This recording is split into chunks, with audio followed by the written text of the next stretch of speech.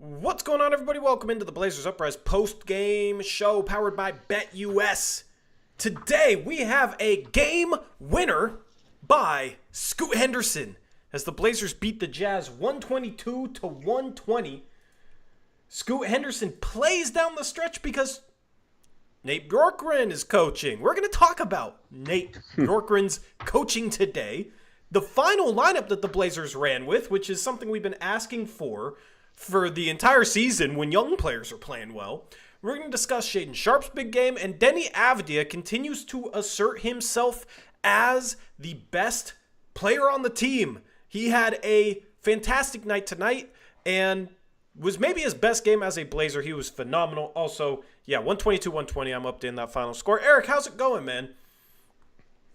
Good, man. It was nice to see Scoot play so well tonight. He had a fantastic game. Along with Denny and Sharp brought it as well. A couple people did not bring it. But man, I just caught the tail end, didn't really have a chance to talk about it too much, but I heard you talking about Nate Bjorkgren and just the overall impact. You can't read too much into one game, good or bad, but he did some interesting things lineup-wise and substitutions and not calling a timeout at the end, things like that, that we definitely will get into in this show because it was quite drastically different than what Chauncey would have done in this exact scenario, and I think it won him the game. I think it won him the game as well, man. I mean, Scoot, they let him have the ball at the end of the game. Not only that, but he's in the game. How many games has he finished this year, even when he's playing great? And this is something we've lamented all season long. When young players are playing well, but Chauncey has been married to his veterans. And it's like you don't have to play Jeremy Grant when he's playing awful in crunch time. Like when he's playing bad, him playing in crunch time isn't going to help his trade value. He's playing bad. His trade value hinges upon teams overlooking what he's doing this year, so you don't have to play him insanely heavy minutes. You don't have to play him in crunch time down the stretch. So when you got Denny Avdia playing the way that he is, you should absolutely reward that. When you got Scoot Henderson, who is really good tonight, passed the ball extremely well, hit a couple threes, got some buckets, man. This was the best Scoot game in a while, and Scoot has been struggling. So what do you do when a young player is playing well? You let them build their confidence. And Scoot, man, hits his first game winner of his career. An insanely tough shot at that, man. That was an insanely tough shot. But I kind of had a feeling when he got into that shot, that it was going in. We saw him hit a late shot clock buzzer beater a couple of games ago, and then I believe he had an end of quarter buzzer beater. And it seems like Scoot, when the clock's running down, makes shots. And maybe it's because there's less pressure and he's more confident. I don't know. We can get into that conversation a little bit. But first off, shout out BetUS once again for sponsoring the stream. There's a lot of fun stuff to get into tonight. Also, tonight is call-in night. So you can call in to the show by joining our Discord. The second half of the show, we will take your calls and we will listen to what you have to say live on the Blazers Uprise post-game show. There's a link in the description box below for the Discord, so you can join, and we'll tell you guys how it works when we get there. But, yeah, really, really fun game. We're also going to have a conversation about what if Chauncey Billups is not a lame duck head coach, which I know is not going to be the most fun conversation, especially on a night where Bjorkgren does what we've been begging Chauncey to do, and it works out the way it just worked out. So lots of fun conversations to get to tonight. We'll load up the Tankathon as well and see if the Blazers can have a successful Tankathon. And I'm really looking forward to this post-game show. So, Eric, I'll let you start off with, I don't know, I don't want to go to Scoot yet, okay? We'll talk about the game winner. There's, I think, going to be a pretty big conversation around Scoot on this post-game show. But take your pick between the other two guys, because this was a three-man performance today from the Blazers. It was Scoot Henderson, Denny Avdia, and Shaden Sharp. Okay? Right now, Denny Avdia, winning player of the game, so I guess let's start with Shaden Sharp, who in this game scored, let me pull up the box score here. I did not have it ready. Shaden Sharp tonight, 27 points, 5 rebounds, 3 assists, 2 blocks, 11 for 18 from the field, 5 for 10 from 3. Love to see that 3-point shot fall for him, given his struggles this season. And frankly, throughout his career, he's been a below-average 3-point shooter percentage-wise. Love to see him have a 5 for 10 night, no turnovers as well. A beautiful game by Shaden Sharp, and he's starting to put some games together. There was a period of time in the third quarter where he kind of felt like he disappeared a little bit. He came storming back with a phenomenal fourth quarter, some clutch time buckets, and he definitely looks more assertive right now. So what were your thoughts on Sharp tonight? Yeah, I thought he was pretty good. He kept us in the game, or kept us close when they were hitting a bunch of threes. He had a couple too to kind of match what they were doing, and had that one at the end. I forget what quarter that was. The first quarter or second quarter? It was second quarter, right? Because it was halftime, where he hit the 3 at the buzzer. So yeah, it was good to see. Good to see him shoot the ball well. Like you said, felt like he was aggressive. I love when he gets to the rim. He had one early in the game where it didn't work out for him, but I thought it was a good move. And he kept attacking. And I thought it was a really solid overall game. And then fourth quarter, when he takes over and stuff, it's always good to see him make baskets. Not necessarily in the clutch, but just over the course of the fourth quarter. I felt like he played really well. Yeah, absolutely agree, man. And he had a couple drives that really impressed me. One was a drive in the first half where he just kind of muscled through. I think it was Mikhailuk, right? And he's not known for his defense, but just basically muscled through. Kind of looked like he got cut off and just took 2 really long, strong strides and exploded for a layup. And that's just him using his athleticism, right? We've talked about how he gets bumped and loses his balance a little too much and doesn't really use his explosiveness. It seems like he's being a little stronger and absorbing some of the contact a little bit better when he drives, and that's allowing him to explode and finish at the rim, because if he can be somebody that you can cut off but he can still kind of power through you and then just like rise up for a finish, then it's really hard to contain him. And that's when his dribble drive stuff, his self-creation game starts to become special, right? Because we've seen for stretches during his career where he just can't create enough separation off the dribble. He can't get a step on a defender, and he gets cut off and just kind of like backs it out and passes it along. And then he has these stretches where we're talking about how he's disappearing. But if he can create some contact, absorb some contact, is a big thing if you want to become a star level scorer, because defenders are going to try and be physical with you, try and bump you off your drive. If he can start dealing with that, then he's going to have an easier time having big scoring nights, because the 3-point shot has been inconsistent through his career, but he's a really good athlete, 7-foot wingspan, super athletic, right? It's like, how do you consistently assert yourself given the physical tools that he has? And there's just been a lot of drives lately that I think are very encouraging for him.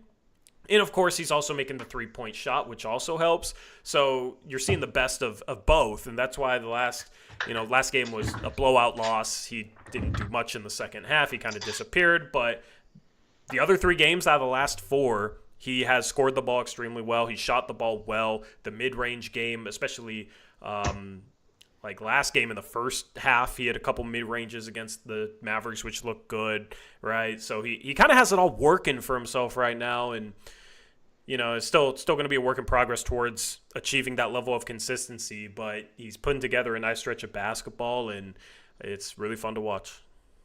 I thought he competed well in the defensive end. It's kind of been, mixed results this year in terms of his defense, but I thought he did a pretty good job of competing on that end too.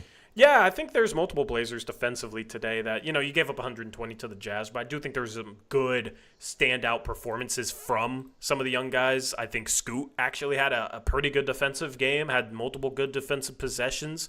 And then, Sharp, I don't know, man. I haven't really noticed Sharp on defense lately, but I think that's a good thing, given some of the plays his first couple years where he just lets a guy beat him off a dribble and doesn't even raise his hand. It just kind of like sits there and watches a guy go up for a layup in front of him. It seems like his effort has been better and he's been a little bit more locked in on that end, which is great. You know, you're not expecting Sharp to be a lockdown Drew Holiday type of defender. You just want him to be serviceable, right? Because his value is in his offense. His value is in what he can do with the ball in his hands, what he can do off the ball offensively. So the fact that I haven't noticed him defensively lately is, I think, a plus.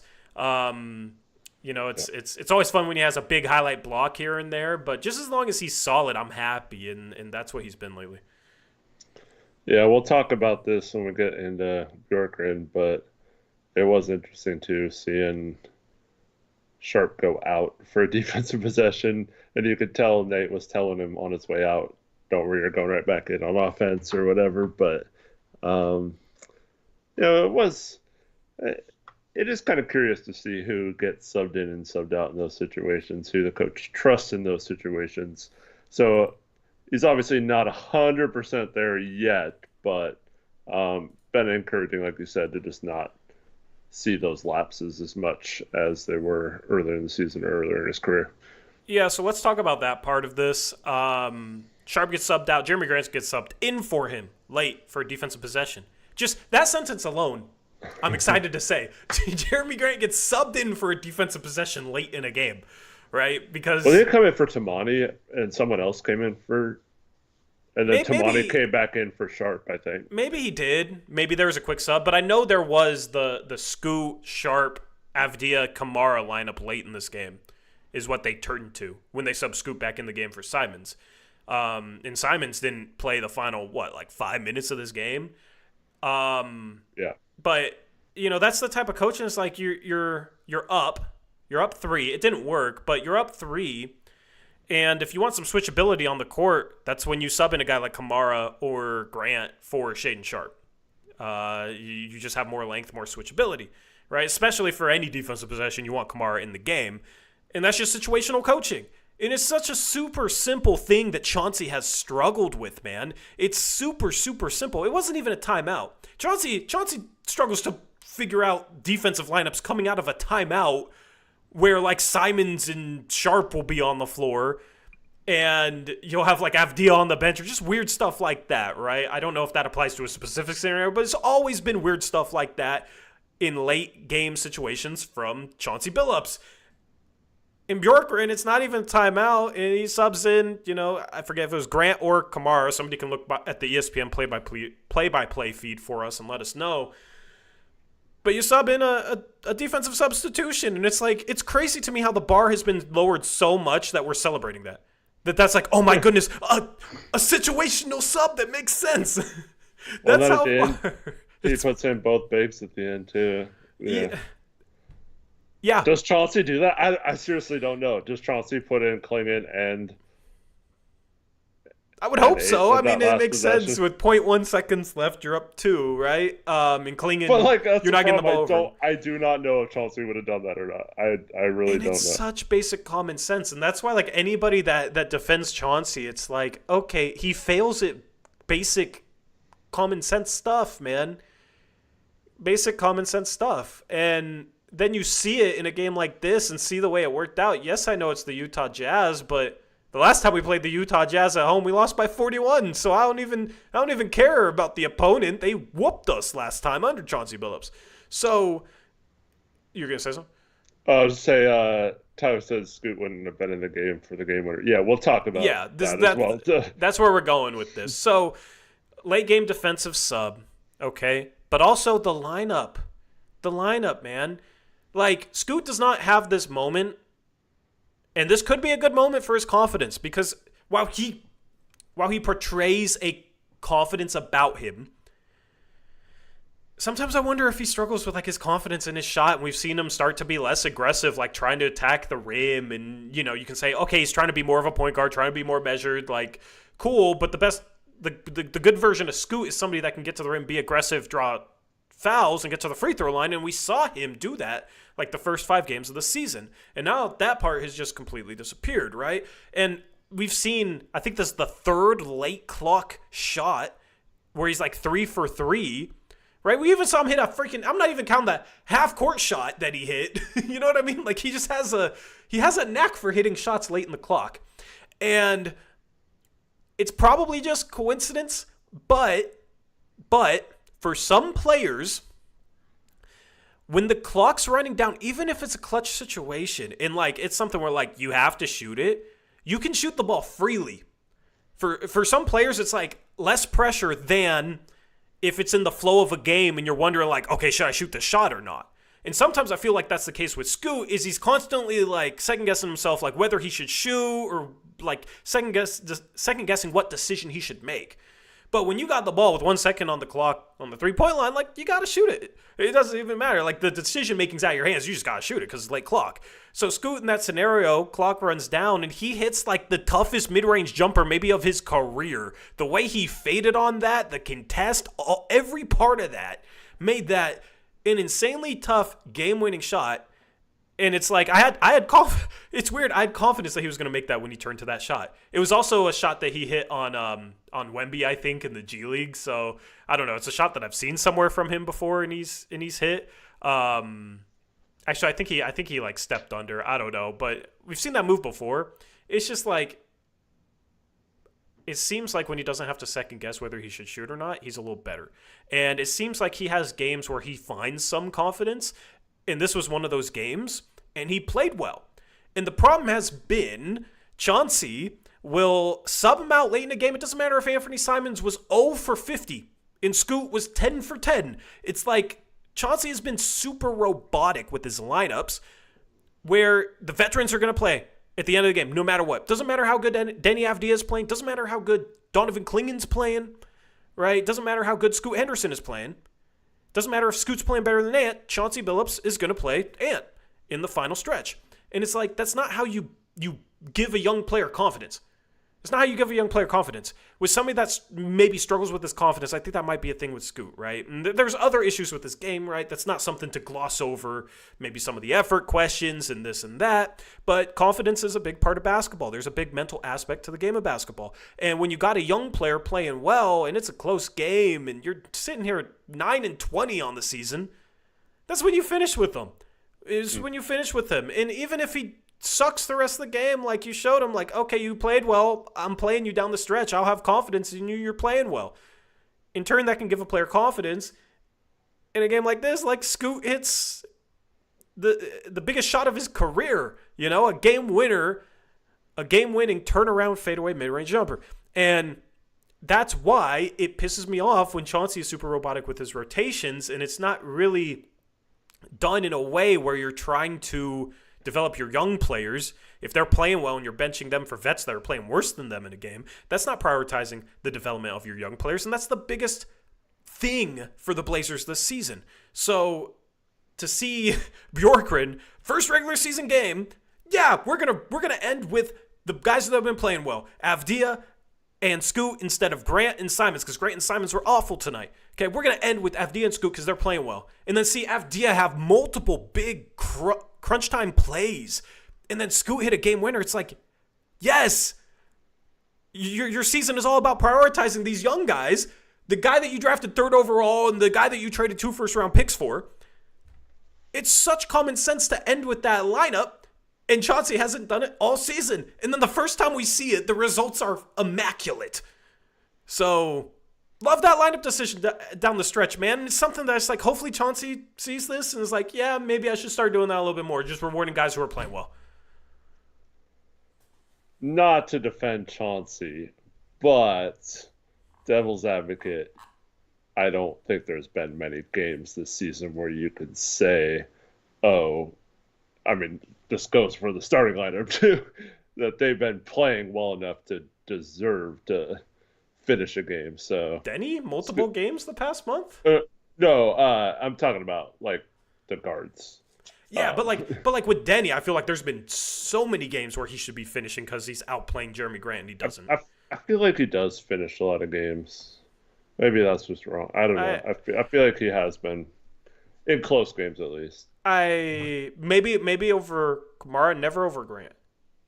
Yeah, for sure. And that's the main difference that stood out tonight. It was I mean, I know like we talked about Grant got subbed in at the end for a defensive possession, but just not having him and Simons on the floor tonight, they were both brutal on offense, and it was just really bad. And so it was nice to see a coach not put them back in the game. Yeah. Uh, there has been multiple games though where Denny has not finished when he's maybe the best player on the floor for the Blazers. Like there was that game a couple games ago where he had 19 points in 21 minutes and only played 21 minutes because he didn't finish the game. Yeah, but we lost by 20 or something that game. I'm talking about a close game. I mean, there's been multiple close games where Denny has played better than Jeremy Grant and he has not finished ahead of Jeremy Grant. Well, that's for sure, yeah. But I think he's played over Kamara at times. Yeah, at times, but it's just like, dude, you Avdia is better than Grant. It's clear as day. It's clear as day. Okay, you traded more first round picks for Avdia than you're gonna get for Jeremy Grant. Okay, Avdia is clearly better and clearly a big part of the future. There should never ever be a situation where he is clearly outplaying Grant and you finish with Grant ahead of him. That should never be a thing, and it's been a thing multiple times. And there's been a couple games where I feel like Scoot's playing better than Ant this year. I remember there being times where I'm frustrated, like Scoot should be finishing this game. Ant has been terrible because Ant's had a ton of terrible games. And Scoot's had, some good performances here and there this season where Ant's playing terrible and Ant finishes the game ahead of him. Like Chauncey has been super robotic, and it should never ever be the case with Grant versus Avdia where Avdia is outplaying him and you end with Grant. So it's good that Bjorkgren gets it. Okay, so the next question to that is, did Bjorkgren just not understand the assignment?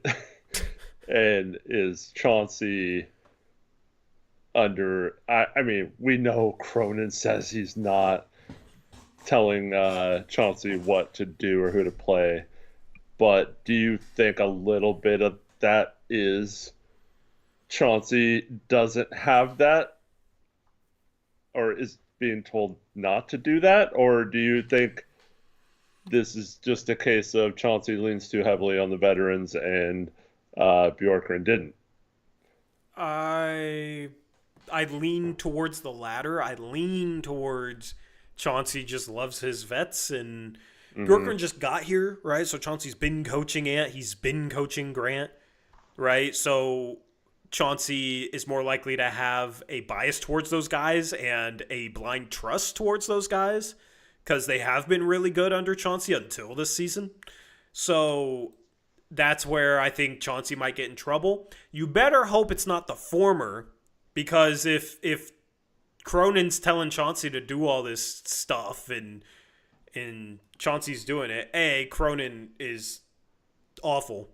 B, that says to me that they're talking about keeping Chauncey around if Chauncey does what they do, because, I don't know. I mean, maybe they were making Chauncey the scapegoat for everything and Chauncey's just willingly going along for it, but I just don't see how, if Chauncey really wanted to play these young guys while Grant and Simon struggle and the front office is saying no, and then the front office is going to fire him at the end of the year anyway, why is Chauncey listening? Why is Chauncey just going along with that? So that's why I think it's more so Chauncey just trusts these guys. I hope that the front office is not meddling in rotations like that, because that would be bad. Yeah. What do you think? I can't rule it out. I do think they're lying when they say they don't talk about the kind of stuff. They have to. Cronin and Chauncey talk a lot, and they have to talk about that kind of stuff. Oh, we got to keep this guy in the rotation or whatnot. But at the same time, I do think Chauncey, you don't have to play. I mean, we saw games, not as much last year, but 40 minutes from Grant and stuff like that, where you wanted to see you guys play some more minutes, and so you don't have it. It can be like a mixture of both. I think Chauncey's really bad at that particular. Here's the funny thing about this hypothetical: if if it was true, Cronin is just making his job harder because it's obvious when Simons and Grant just don't have it for a night. And playing them even more just makes them look even worse. So I don't really understand that logic, man. It's Well, this season, I think you can make the argument that, I mean, they have been dependable at times in previous seasons. So. yeah, but it's obvious when they don't have it on a given night this season. Like, they have not done a good job of bouncing back from bad first halves. Maybe there's an outlier here or there, but it's like when Grant has a big game, it's like he gets going early. When Simons has a big game, he gets going early, is what it feels like to me. So I don't really understand being married to them down the stretch. But also, we got to talk about he doesn't call a timeout at the end to run a terrible out-of-bounds play at the end of a game. I mean, like, Bjorkgren, they hit a 3, and Bjorkgren's just like, go ahead, Scoot, go win the game. Like, a coach having faith in Scoot like that, man, and Scoot delivers. So, not to read too much into one game, it's just funny how, like, this is logically how it would make sense to finish games. When we call timeouts and run sets anyway, late in the game, we struggle to get it in, and then we ISO anyway.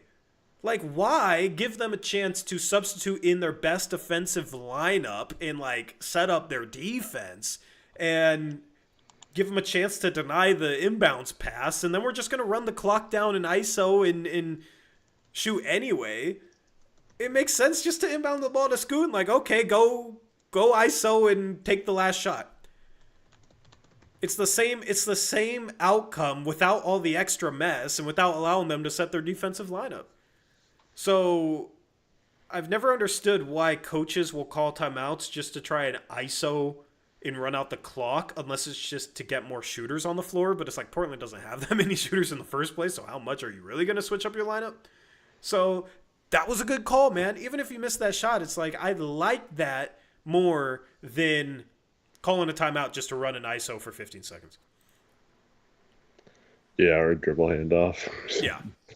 And yeah, Scoot and more particular Denny had success just basically trying to just ram down the paint, and so like I like just letting them do that, continue to do that because they've been working most of that fourth quarter.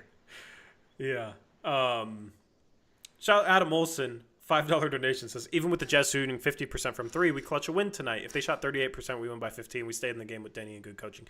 Yeah, that's the argument to anybody that just says, oh yeah, look at the opponent. There's none of this matters, right? Even though it's like we're celebrating logical decisions, okay?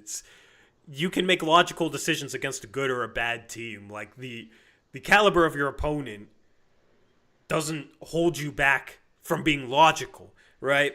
So two separate things there. But they shot 50% from 3. They were 21 for 42, and you can say the Blazers need to defend the three-point line better. Yeah, but also some of that is them shooting really well. And Mikhailuk hit some tough threes, and he was killing us in the first half. Juzang in 15 minutes had 14 points. I guess he's the new Blazer killer on their team, Eric. Why did they sub him out? They were tanking, I guess. Yeah.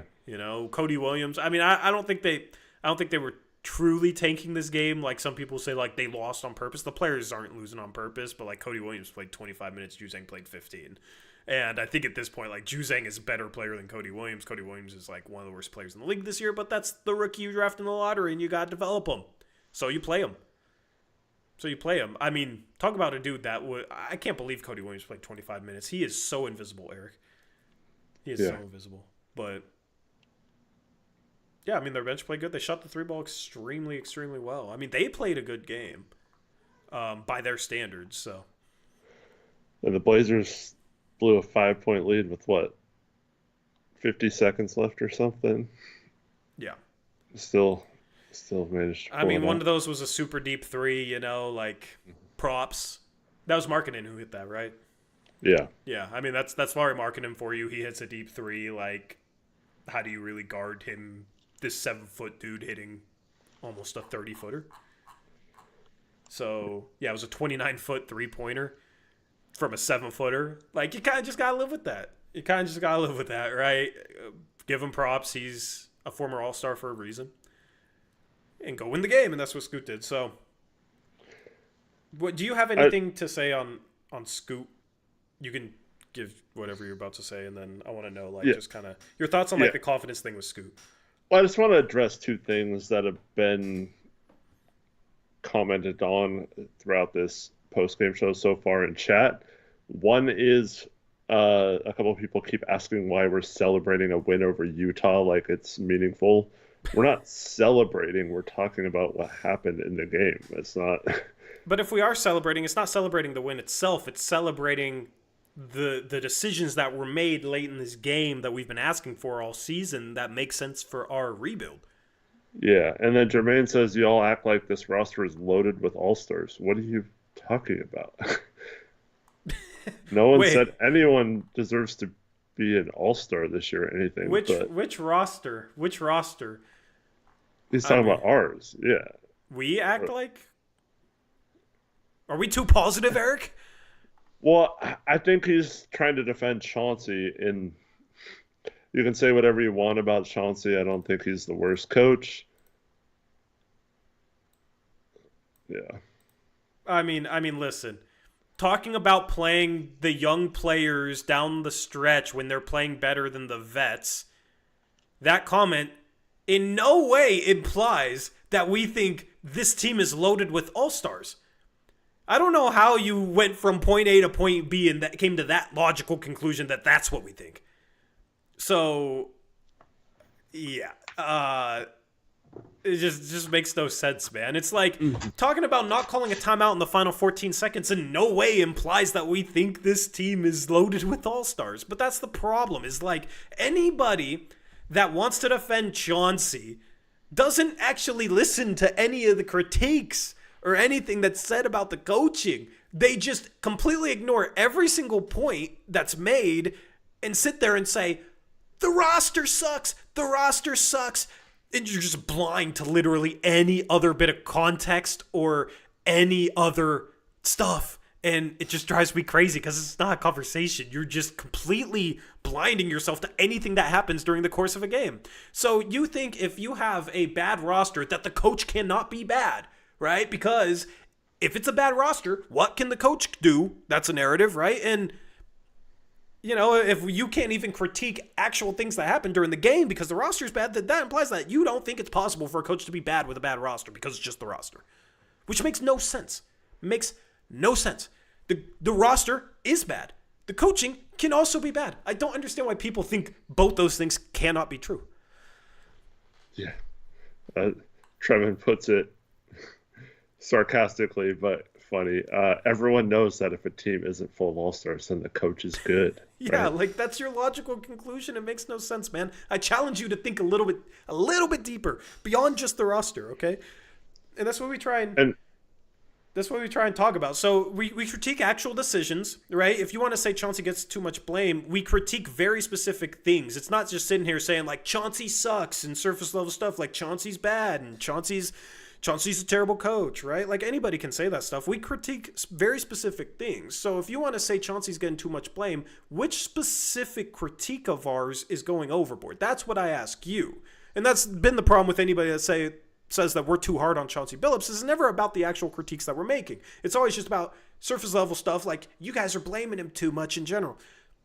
Talk about whichever one of our critiques you think is a wrong critique and tell us why. And then we can have a conversation. Or then, you know, it's a legitimate argument against us. Because we always critique very specific things and lay them out. And we've been laying this stuff out all season long. And now we see the opposite of what Chauncey's been doing. And the stuff that we've been critiquing Chauncey for, Bjorkgren does what we've been asking, and it's a good night for the rebuild. And it's Scoot Henderson hits a game winner, first game winner of his career. He hasn't been getting crunch time minutes all season long. Denny Avdia has his best game because he's finally allowed to play more than 30 minutes a game, despite him being our best player in the past month. These are very basic, common sense things that Chauncey deserves critique for in the past, and Bjorkgren played those two guys down the stretch, and that's what we wanted, and then didn't call a timeout just to run an ISO down in the final possession and I've critiqued that sort of move for years, and it doesn't even matter if it's Chauncey. I've critiqued that move in general. If you're going to run an ISO at the end of a game, why call a timeout? Why call a timeout? Just to set up what you would run anyway if you just let the play run. And especially after a team ties a game, normally they have an offensive lineup in the game. So it's not their optimum defensive lineup. Why give them a chance to sub? So none of this is too hard on Chauncey. None of this is too hard on any coach. So don't come in here and say we gave him too much blame. Let us know which of those critiques that you disagree with. Which of those critiques is too much? Because I think it's very basic stuff. And I think the ultimate mic drop is a coach that is even halfway decent would not, for 3 straight media days, talk about how he wants to play, and then you do not see his team play that way. And so you can say all you want, the roster sucks or whatever.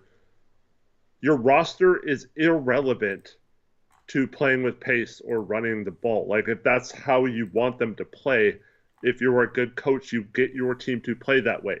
If you want them to be scrappy on defense, you can get them to be that way, be aggressive, be scrappy, that kind of stuff. Or reward the players that show you the most in that area. Mm-hmm. Exactly. And, I mean, that goes along with implementing that, and we like we're talking about in this, when you don't reward the players who play hard and who are playing well and doing the things you want them to do, that goes into it. But look at the job Jamal Mosley's doing in Orlando this year with, his 2 best players hurt for a significant amount of time. Look at the way Taylor Jenkins in Memphis has had his team play with basically scrub lineups at times.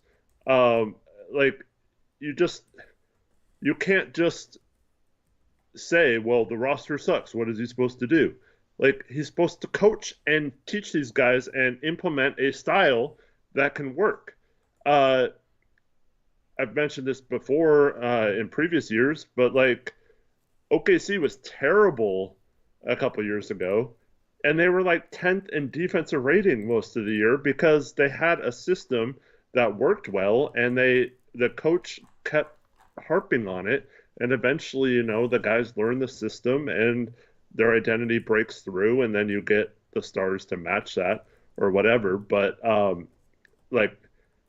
you can definitely put your imprint as a coach on a bad roster, and when you look at the Blazers' net rating, defensive rating, offensive rating, all that kind of stuff, when you're near the bottom of the league and all that stuff, and you don't change anything about the schemes or the process or anything, that's an issue with coaching, in my opinion.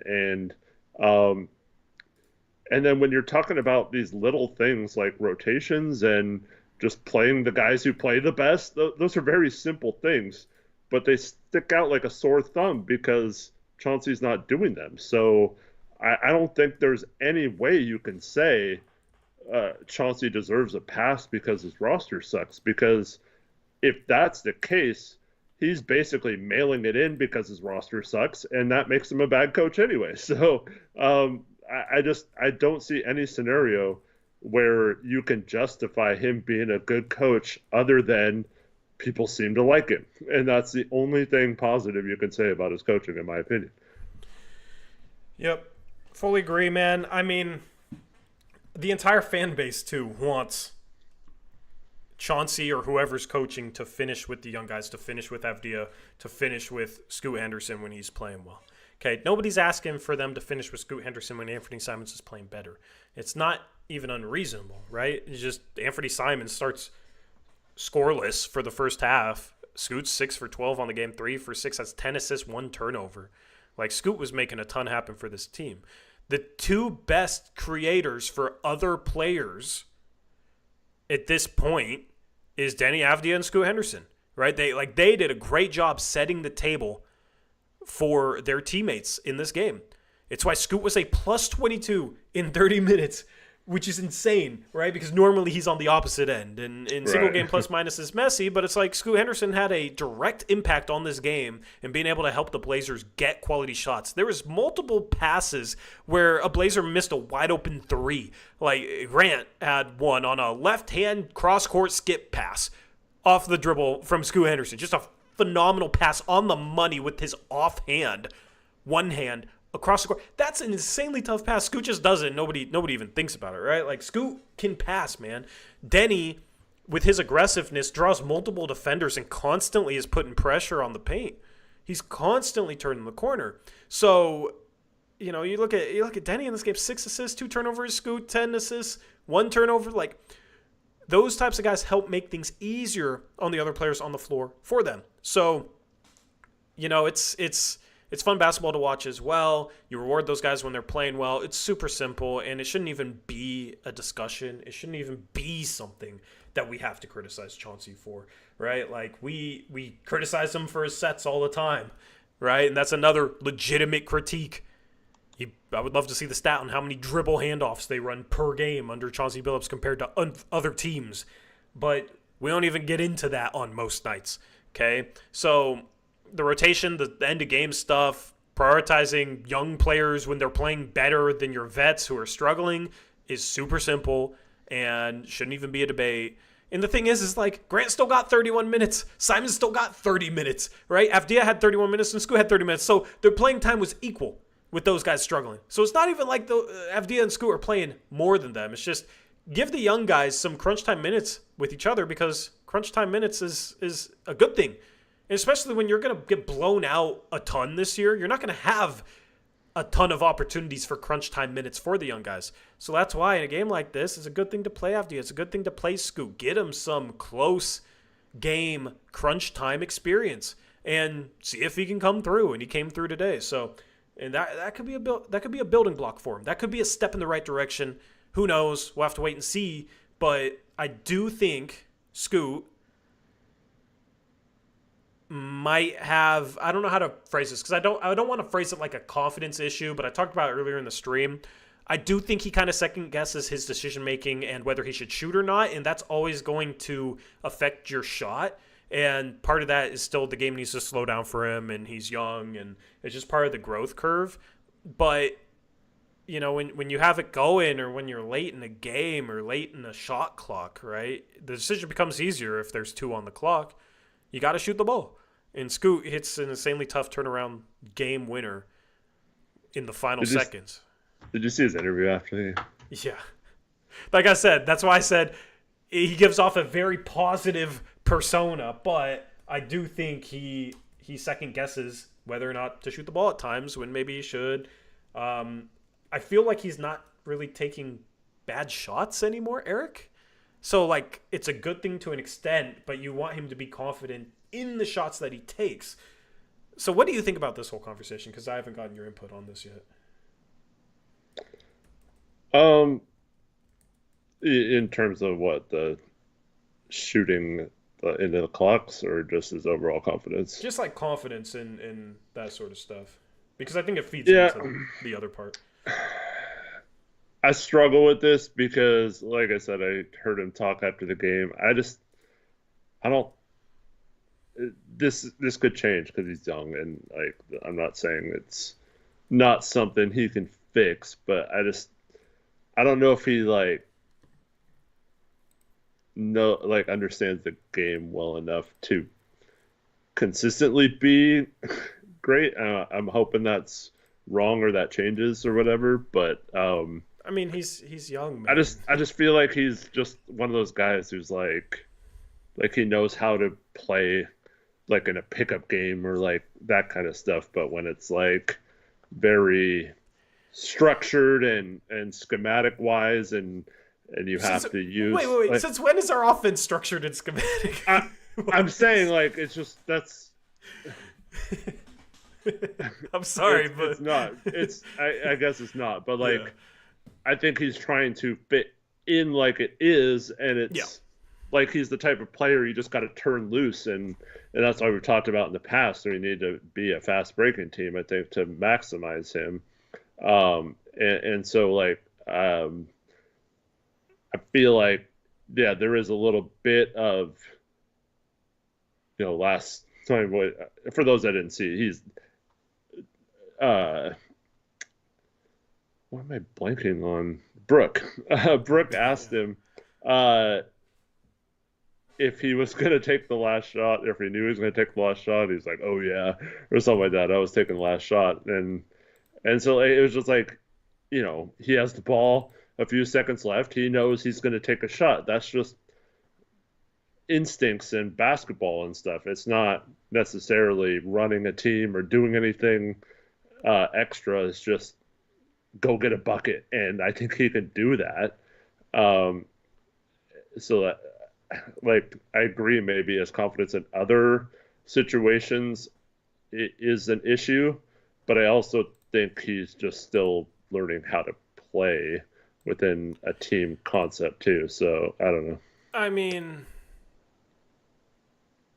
if he's still learning how to play in a team concept, 10 assists, 1 turnover is beautiful, right?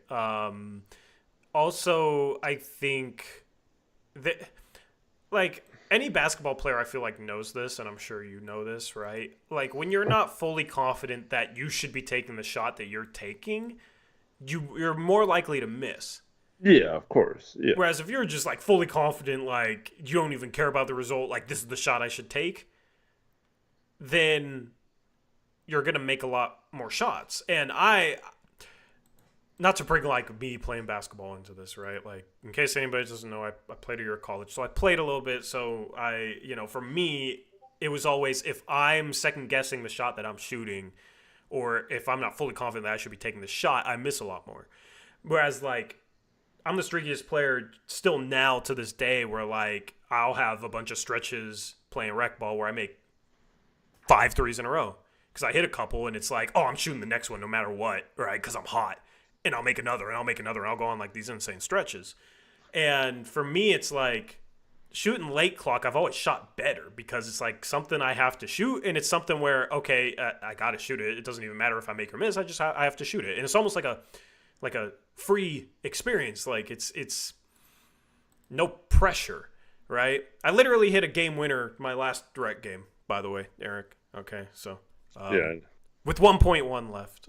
So you know, I just feel like for some players, okay, some players just have that ultimate confidence in their shot. They can go 0 for 10 and they're shooting the next wide open one and they feel like they're gonna make it, right?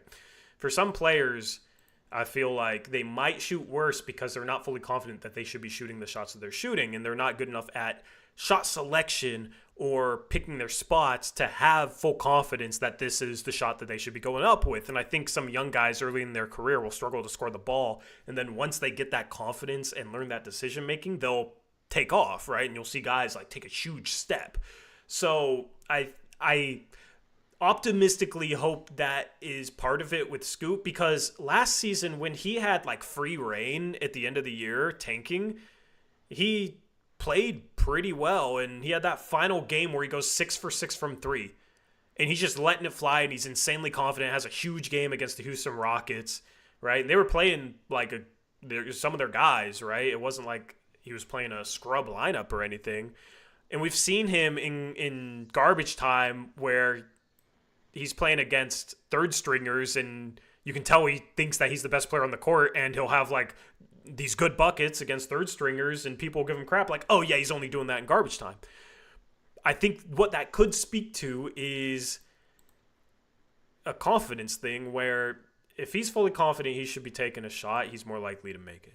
I think that applies to any basketball player, and I think there may be the part where he second guesses whether he should be shooting a shot that he shoots. And especially as somebody that sets the table for others and passes the ball a lot, like I said, 10 assists tonight in 30 minutes. For guys like that, it can always be in the back of your head, like maybe I should set somebody up, maybe I should dish the ball as a point guard.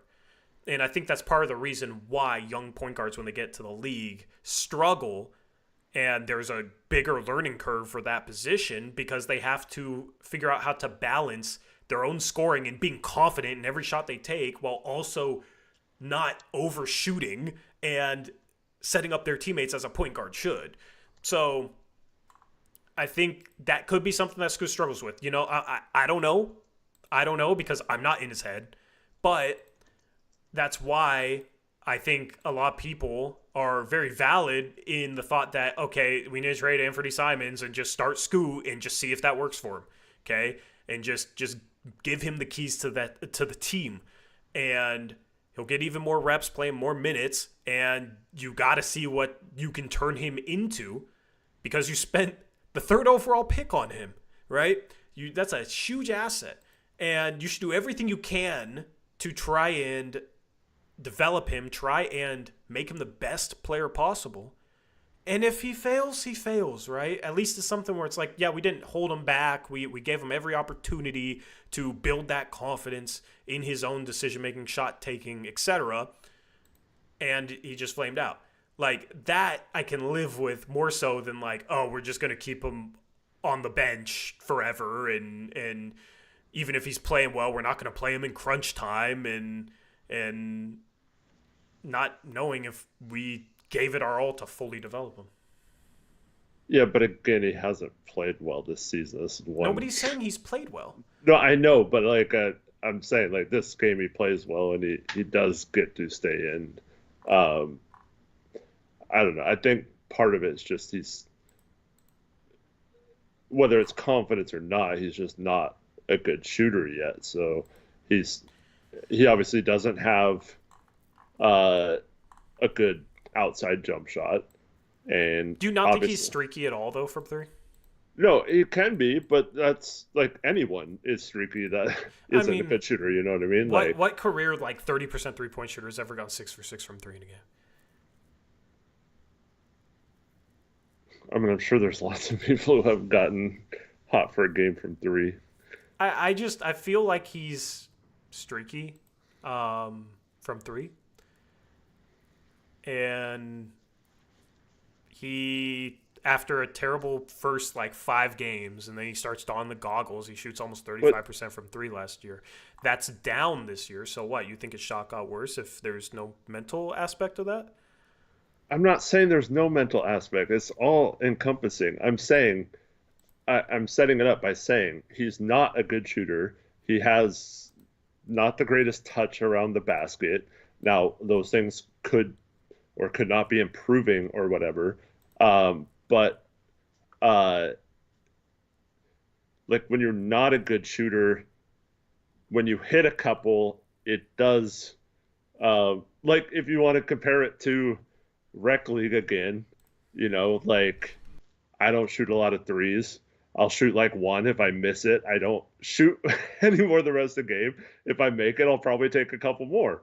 And so it is a case where, if you hit a couple, you're definitely more confident shooting the 3rd and 4th ones. And so that definitely helps. But he's still terrible percentage-wise and shooting split-wise. So, I don't necessarily think it's a confidence issue if he's just not a good shooter too. Like I said, it's all encompassing, but I think it can be both though. But that's what I'm saying. It's all encompassing. That's what that means. So I don't think it's as simple as good shooter or not good shooter, right? There's obviously so much gray area that, labels don't really encompass, so to say. And I think confidence is a big part of shooting. And we've seen him have some, end of last year, really good shooting nights when he's playing really confident. And you can kind of see, in my opinion, he'll get more of a bounce in a step when he makes a shot, when he starts getting it going. And that's not always to say you're going to make every shot after that, right? This is kind of ambiguous. Which is why it's hard to, there's no right or wrong argument here. But I think that there probably is some second guessing with some of the shots that he takes. And I think once he gets more confidence in the shots that he does take, he'll make more of them. Yeah, but the question is, will he ever have that confidence? Yeah, I think part of it is when he's playing well, you have the confidence in him to let him finish the game. Mm. I think part of that is the coaching staff showing confidence in him. Like, yeah, you're playing really good this game, and the dude in front of you is like 3 for 12. We're going to play you instead of him. Instead of like, nah, we're still going to bench you, and we're still going to play the dude that literally can't make a shot. So I think that's part of it. I think when he started and was like made more of a priority in the offense at the end of the season, he played a lot better, and Sharp did too, right? But now you're starting to see Sharp find like his confidence just in general, right? Playing with better players. They're not tanking at the end of the year yet where he's playing next to Justin Minaya or whoever. So, you're seeing that with Sharp, and it took some time for Sharp to develop, and now it seems like Sharp is every shot he takes, he's confident in the shot that he takes. Now it's like, okay, be more aggressive, and you still got to work on your ball handling so you can get to the rim a little bit easier and break down defenses a little bit easier. But it doesn't seem like they're like Sharp. Every shot he shoots, he seems confident in. So, that's the thing with Scoot is I want to see him given the opportunity and given the minutes, given the late game minutes, especially when he's playing well and the guy in front of him isn't playing as well as he is, and just see how he responds. So it's better than him, like, okay, he'll have a good stretch, but he only plays 20 minutes off the bench. And it's like, man, what if he played 30? Like, what if he played at the end of this game? What would have happened then? And that's kind of what I alluded to about, like, I want to give every opportunity to him to build his confidence, to develop his game, to develop as a player. Of course, yeah, we should give him that right. Yeah. Yeah.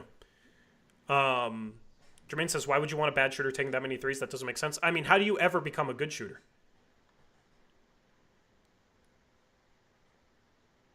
How do you ever develop as a shooter?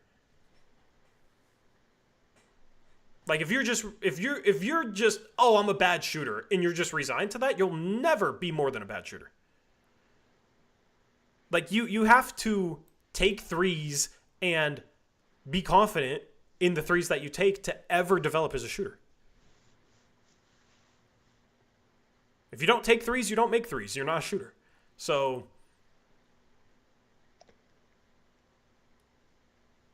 what, in your mind, what would is there like a number he should be shooting if he's gonna like make it? Or like what do you think that is? What what does do you that mean? look like? If is there a number he should be shooting if he's gonna make it? What do you mean? Like a percentage, like let's just say we do like right now, rest of the season, we give him 30 plus minutes a game, let him shoot as many shots as he wants, or you know, give him all the confidence in the world. Like what does that look like in terms of It's you shoot every single three. If they go under the screen and you're wide open, you shoot every single three that's open. Okay, I didn't finish that sentence. If they go under the screen, you shoot. You shoot the three. You don't even think about it. You don't even worry about the result. When you start worrying about the results, that's when you shoot worse. So it's more situational. It's not necessarily like, oh, if you're shooting below this number, you should stop shooting, or above this number, you should start shooting. It's more, okay, part of it is off-season work, right? And people say, yeah, just work on it off-season. Shooting in games is different than shooting in practice, okay, or shooting in drills during the off-season. You have to shoot in games and get comfortable shooting in games in order to develop as a shooter. For him, it's more so like you don't want him shooting insanely tough, contested step-back threes early in the shot clock, right? Even if he shoots those with the most confidence ever, that's not a good shot. And he's not a good enough shooter to shoot those shots. But it's more so simplifying it in terms of open catch and shoot it. And if he's passing up open catch and shoot threes because he's second guessing whether he should shoot it, that's something you look at in film with him, and that's something where like you got to shoot that ball. Look how much space you have. You have to shoot that. I don't care if it goes in or not. You have to shoot that. Okay, coming off screens, defender goes under, shoot the three. How many times do we see a defender go under and he'll like stutter step his feet like he wants to drive and wants to figure out how to drive at a defender that's going under the screen, and then he'll like finally step back, and it's like, yeah, it doesn't really want to shoot the three, it seems like. I feel like there's multiple times where a defender is 7 feet off him, and he's like trying to figure out how he can set up his defender off the dribble for a drive, and he just has a wide open three. Those are the shots he needs to shoot, because it's, and I've said this about his entire career, it's much harder to beat somebody off the dribble if they're backing up and 7 feet off you. They have such a head start, and you have less space to beat them off the dribble and get to the rim. So you got to be able to make threes, and you tell him in those situations he has to shoot, and he should not be stutter stepping his feet when a defender's 7 feet off him like he's trying to set him up for a drive. He should just shoot. Okay? And if he starts doing that with confidence and doesn't worry about his makes or misses, then you see what his percentage is. And then you see, okay, does he shoot better next year? And if he's shooting with confidence and shooting these open threes and not second-guessing himself, and he's still shooting 30% from three, then it's like, okay, yeah, he probably will never figure out how to shoot the ball. Like, he isn't developing as a shooter. Then I think you have the conversation about, like, yeah, this dude's a bust. Okay. Do you agree with that? Do you disagree with that? I don't know if. I mean, you have to make teams pay for going under and leaving them open for three. So I get what you're saying. I don't know if his best archetype is shooting that many shots. Like, I still think it's more of a pass first point guard that doesn't worry about that. So his archetype sucks if defenders play 7 feet off him and he doesn't shoot threes. He's a terrible player then. I mean, we see people that have success with that. Who? Westbrook. Better athlete than Scoot.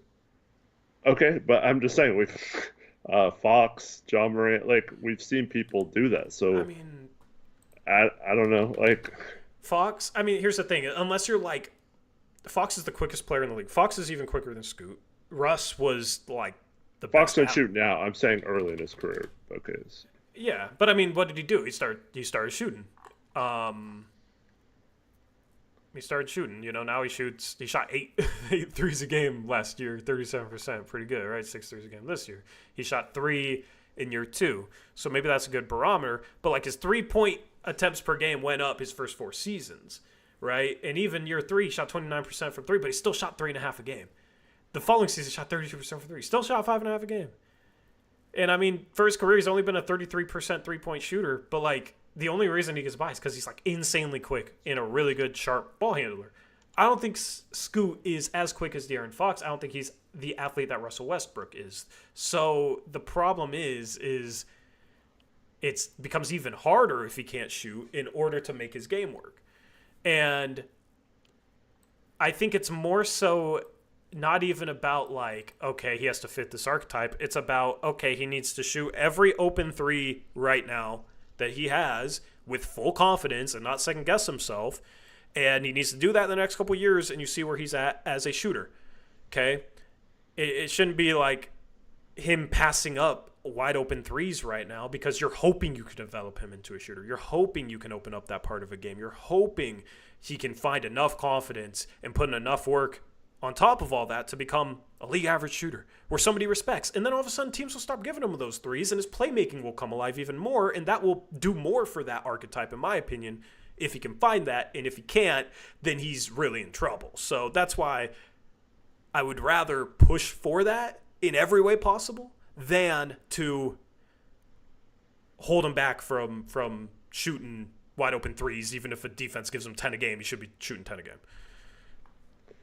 Yeah, and just to be clear, I wasn't saying he has the athleticism of those players. I'm saying that's the type of player he is, though. And I just don't believe he'll ever be a good enough shooter, even with confidence, to make people choose that route over sagging off him. So, I just think that's a little. This is me saying this, which is funny. I just think that's a little pessimistic to think he can never I mean, that's not who he is. He's not a 3-point shooter. So like we're trying to force him to be a 3-point shooter, We've which seen is plenty of guys who like don't even shoot their first couple years end up being decent 3-point shooters. I mean, there's plenty of guys over history that weren't good 3-point shooters their first couple years that ended up becoming decent 3-point shooters. I mean, like Jason Kidd was one of those guys, right? So true. Yeah. you know, Yeah. there's plenty of guys I feel like that figured out how to shoot threes, that developed their shot. And when you're not making a lot of shots, that's going to hurt your confidence, right? The challenge is making your shot as repeatable as possible and being able to effectively shoot off different footwork in different situations, and then the confidence aspect. So Yeah. Yeah, so getting to a respectable 3-point shooting range is one thing.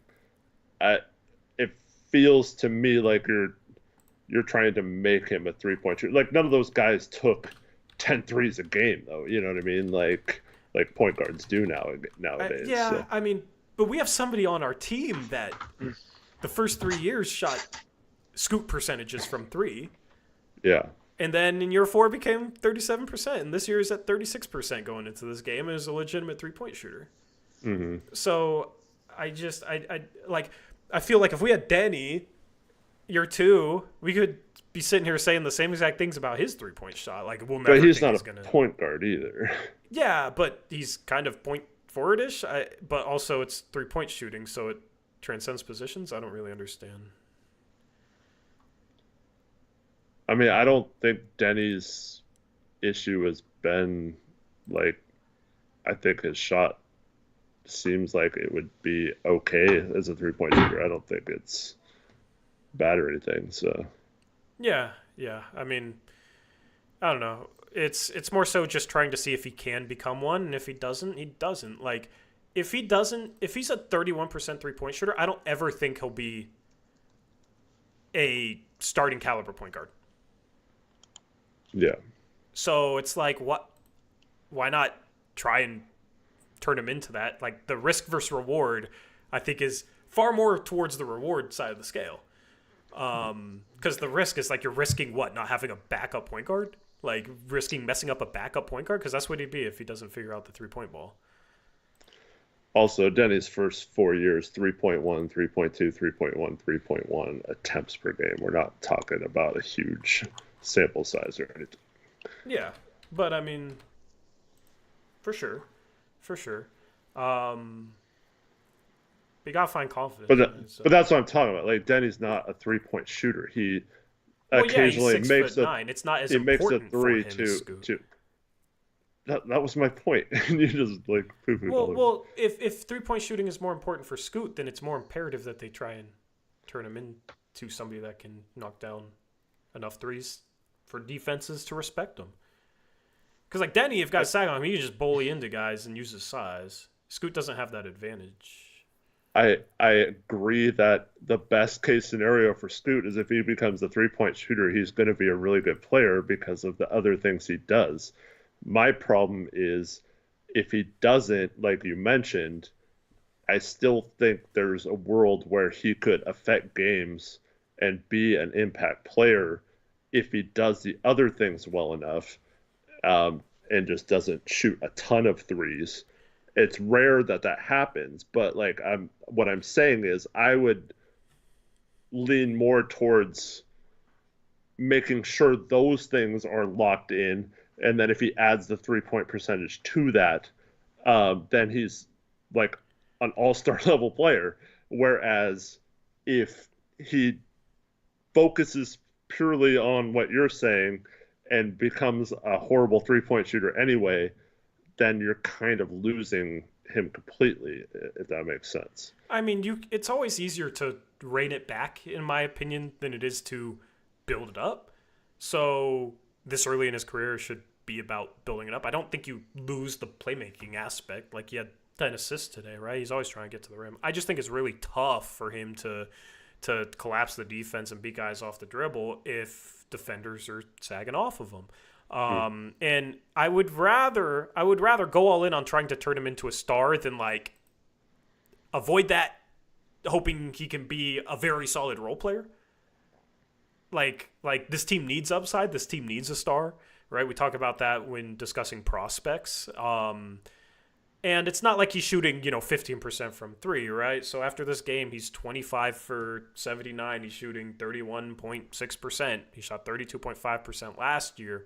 It's not like he's so far off, where if he was shooting with a little bit more confidence that he couldn't be closing in on league average. And you look at Sharp. Like, Sharp has been shooting the three ball well lately, right? But I mean, on the season, Sharp is 28%. Yeah. For his career, Sharp's 33%. Scoot's like 32. So I mean, there's barely any difference there. But it's like we don't talk about like, yeah, Sharp needs to rein it back or Sharp needs to not shoot threes. It's like he needs to shoot threes confidently and become as good of a shooter as possible. Yeah. See, well, obviously Sharp has sucked shooting the three this year too. Not giving him a pass by any stretch, but I feel like in Sharp's like floor level, he should be decent at shooting, driving, all that kind of stuff. Like, he's got a little bit of that all around game, but like, I don't know. Like, obviously the percentages don't match that yet, but the hope is they do. And I just have more confidence. I've seen him his rookie year shoot a decent percentage from three before he hurt his finger. And then, like, I feel like his form is more sustainable, even though we talked about his balance issues and stuff like that. I just feel like best case scenario, he will be a better 3-point shooter than Scoot, even though he's got a lower percentage right now. I tend to agree with that, right? We got Bouquet tripping in chat saying, let's criticize Sharp now, just because I bring up his 3-point percentage. If I can't even talk about Sharp's stats because it's too negative for him, what does that say? Like, is what his stat is. I just said he's been playing well lately. He's had 3 good games in the past 4. He's shooting more confident, was 5 for 10 from 3 today. And I want Sharp shooting threes. Never have I said, rein back Shaden Sharp. Never. Right? My whole you want to be more aggressive, yeah. Yeah, like my whole point is you want these guys shooting a confident 3-ball. That's how they're going to become good 3-point shooters. It's the same thing with Sharp. How is that a critique? Like, stop tripping. That's not a critique. You want to free these guys. You want to give these guys the freedom to shoot shots confidently that they should be shooting. And here's the thing. People always defend Sharp shooting 28% from 3. Like, he takes a bunch more threes and shoots a bunch tougher shots. And it's like, okay, if you really want to make that argument, the most logical conclusion is probably like, okay, maybe he should rein it back. But I won't even go there because, yeah, shoot as many as you want. Like, develop that shot. Be confident. Shoot 3-point balls off the dribble that maybe you're a 28% shooter on now, but you just need to shoot more in games to get more comfortable with them and gain more confidence with them to become a 35% 3-point shooter on some of these step backs and tough threes that he takes, right? Like, so it's never about restricting Sharp, and it's not a critique to just say a literal fact about him.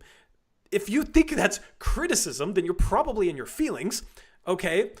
And it's just like, I don't understand how it's like, yeah, I'm saying Scoot, every wide open 3 he should shoot with full confidence, and talking about how he's shooting 31.6% from 3. And then we talk about Sharp, who was 28% going into this game. He shot 5 for 10, so that's going to help. But, like, in shooting 6.6 per game, and then you can defend that with saying, yeah, he takes super tough threes, though. It's like, okay, well, shoot. He'd be a better shooter if he took better threes then. Like, so I just don't understand how that goes both ways. I think at the end of the day, you want Sharp taking the threes that he's tanking, and maybe there's some shot things that can be ironed out, and that's fine. You see where Sharp can end up as a shooter on the shot diet that he has. And I think for Scoot, I'm just saying Scoot should be shooting wide open threes with full confidence. Mm-hmm. Defender goes under, shoot the 3 with confidence, right? Because if defenders go over pick and rolls, he will destroy the league on the pick and roll, I feel like, with the way he can throw lobs, and when he has a runway, he's dangerous.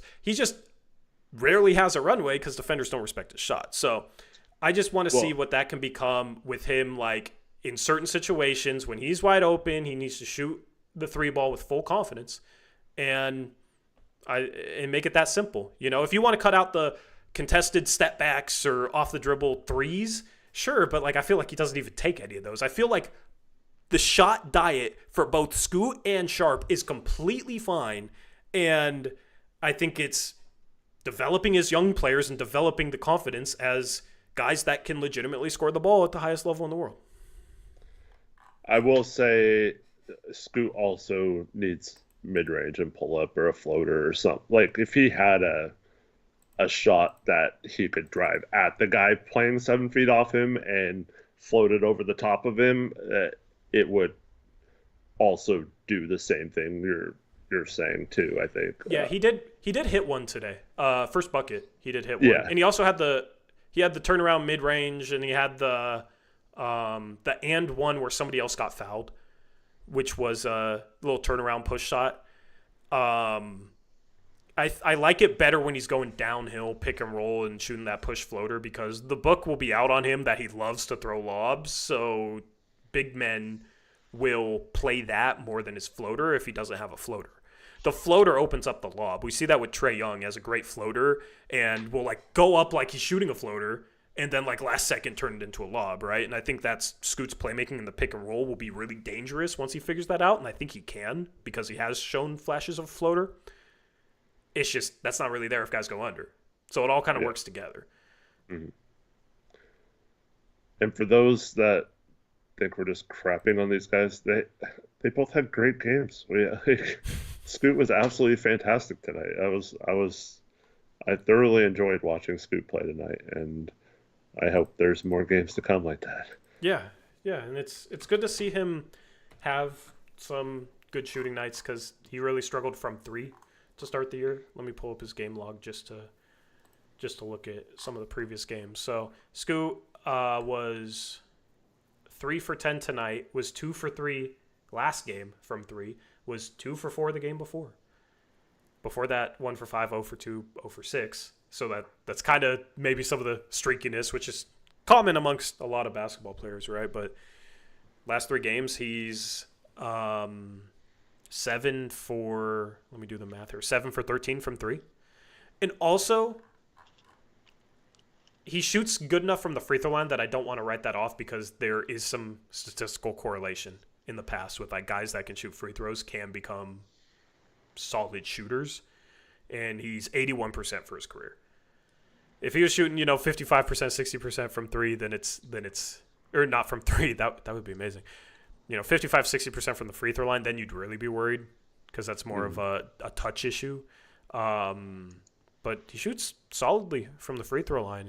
That's never been a problem for him. So that's also where you can have a little bit of confidence that maybe one day he can be a solid shooter. And hopefully, here's the thing with Sharp, here's the thing with Scoot. The recent stretch of play has been good signs for both of them.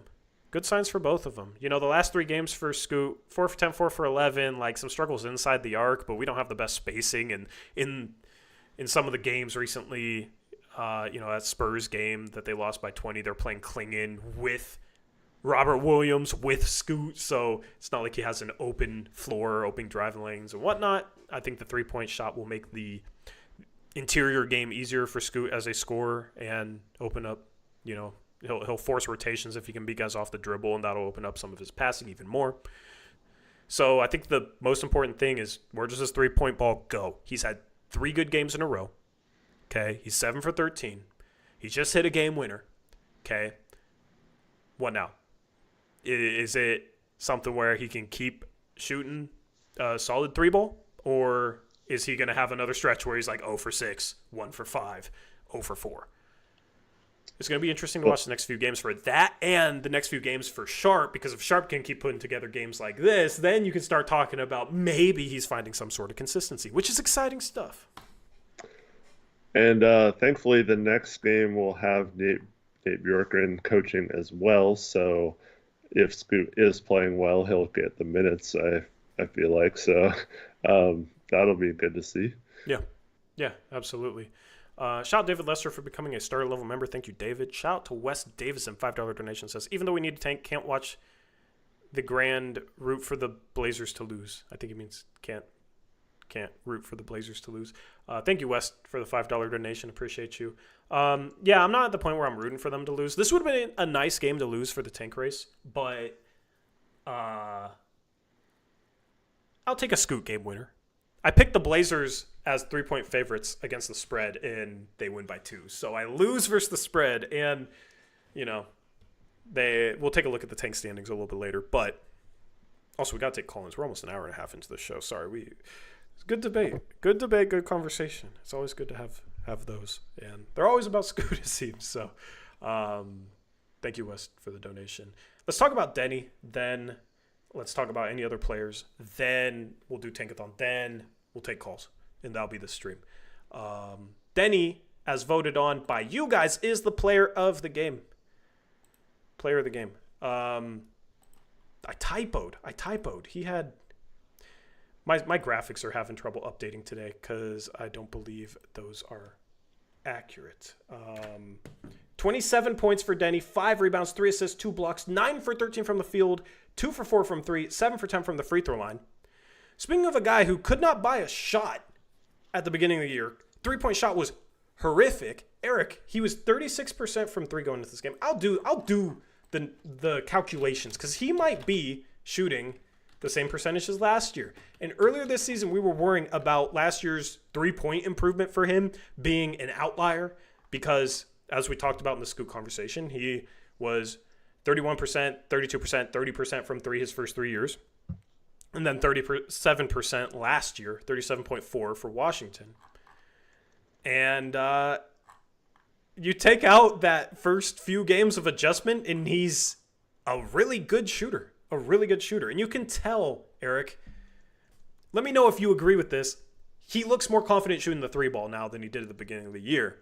And with him, it was, I talked about it, an adjustment period. He can play basketball, man. He just had to get comfortable in a new situation, right? He looked really bad, but that's at the start of the year. But that was not the Denny Avdia that we saw last year. Now we're seeing the Denny Avdia that we saw last year now that he's had some time to settle in.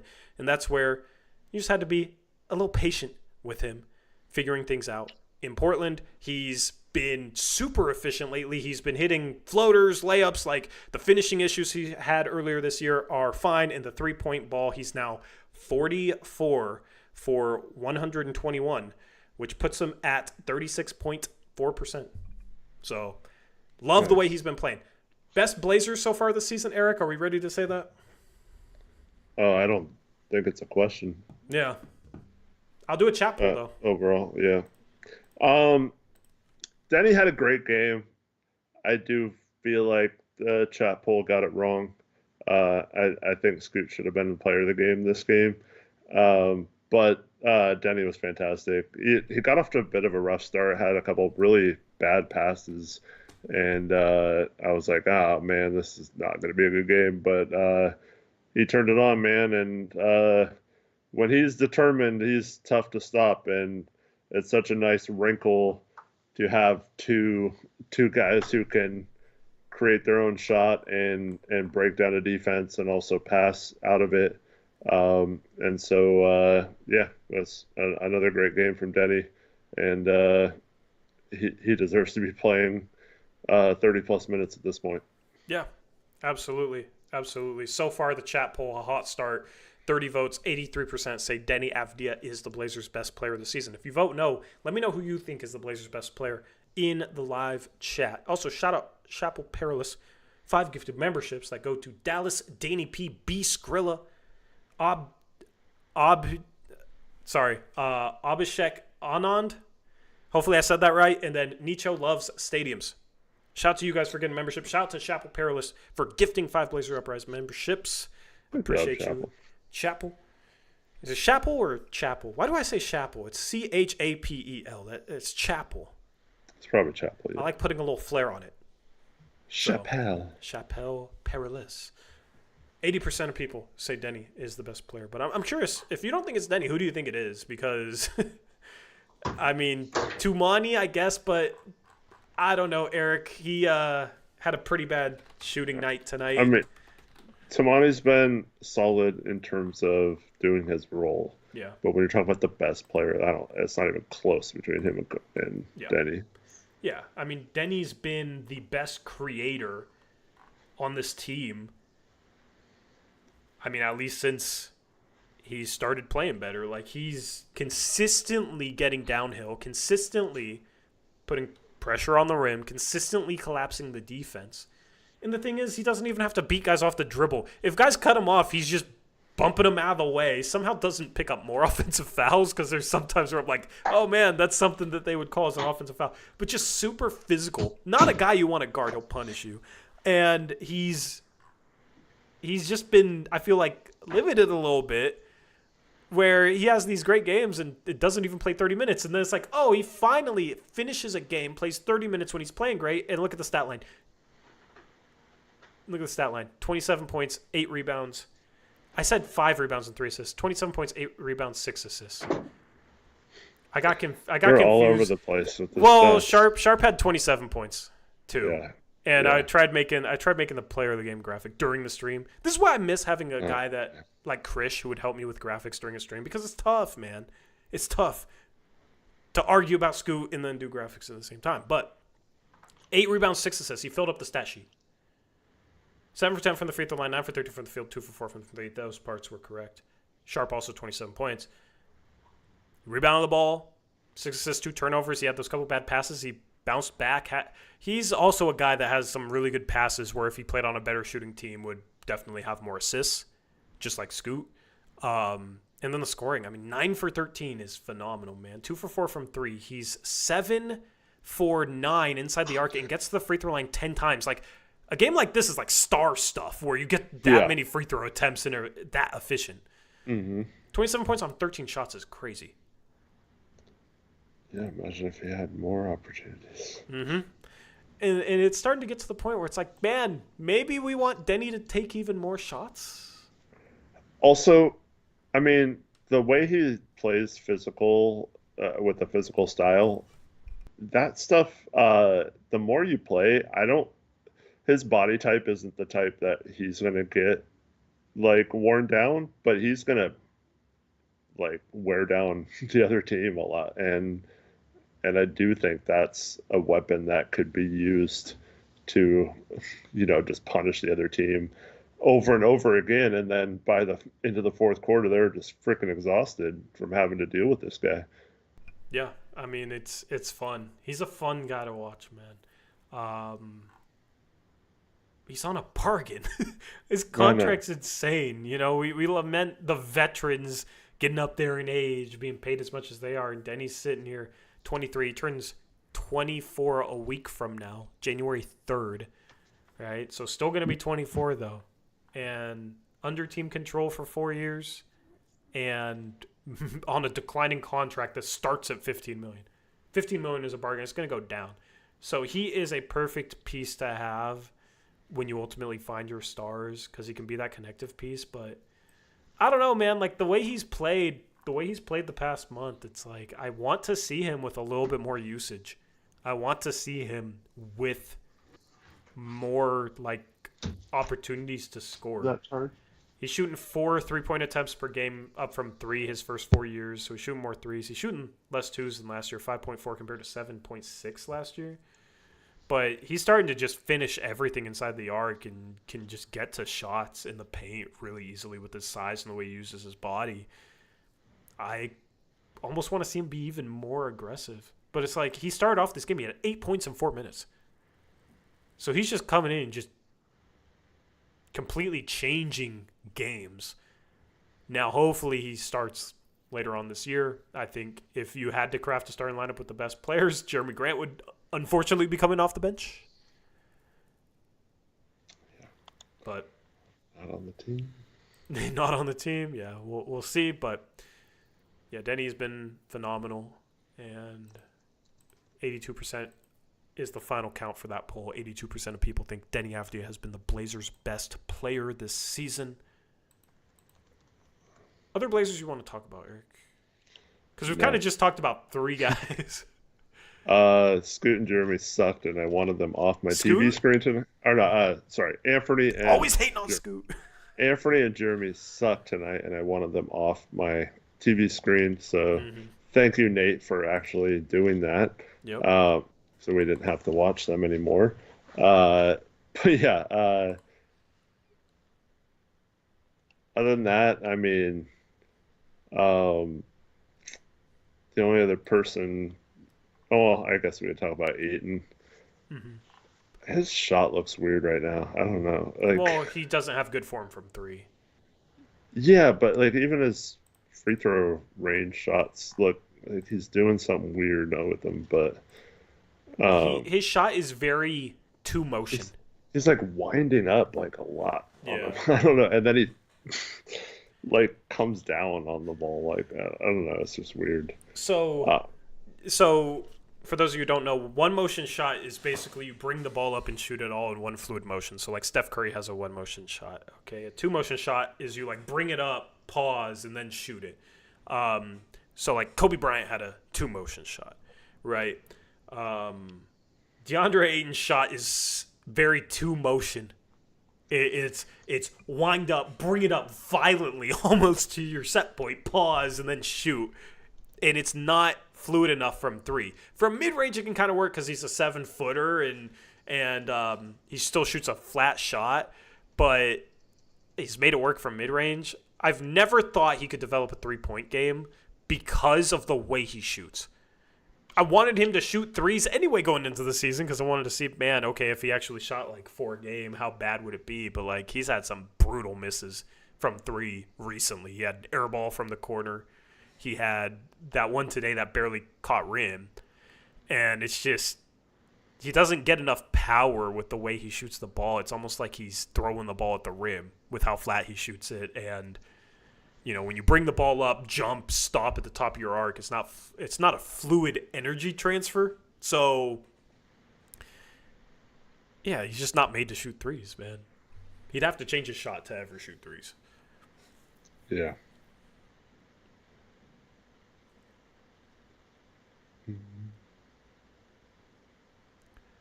And then yeah, I will I ask this found my about. Sorry. You brought up Ant. I forgot. I wanted to ask you something on him. Are you? How much stock are you putting into like his recent good play in the past month or so? Because like he had his first 25-point scoring game outside of October. He had a couple big scoring games, but like he had 25 against the Rockets. I'll just go through his point totals, okay, and his shooting the past month. 10 for 20, 25 points on November 23rd against the Rockets. Okay, that's where this starts. Next game, 2 for 14, 5 points. Game after that, 10 for 21, 30 points. Then 8 for 14 for 21 points. 9 for 11 for 27 points. 2 for 11 for 7 points. 6 for 15 for 14 points. 5 for 13 for 14 points. Then he has this hot stretch, okay? 8 for 15 for 30 points, gets to the line 11 times, makes all 11 free throws. Then against the Suns on December 15th, 7 for 15 for 20 points. Then against the Nuggets, had a big game, 28 points, 11 for 20. The past 3 games, 7 for 22 for 18 points, 5 for 12 for 10 points against Dallas, and then tonight 3 for 12 for 8 points. So he had that stretch where he's having some better games, but you still had these like terrible performances sprinkled in. And now you have 3 straight bad performances. Are you worried that when he had some of those big games, are you worried that that's just like an outlier in a way? I know he's had big games in the past, but like he's continued to struggle even during stretches where he's playing well. He'll have random games where he's 2 for 11, and then the last 3 games he's been bad. What should we put stock in, I guess is my question. Should we put stock in the big games? Should we put stock in it all? What would you put stock in? I mean you try to say, oh, your guy had a good game on the what games. I never really got excited about any of his good games this year. Like I was trying to throw you a bone. no, I know, but like what I'm saying is I've never bought into it for this year. Yeah. So even when he was playing well, or more accurately shooting well. Yeah.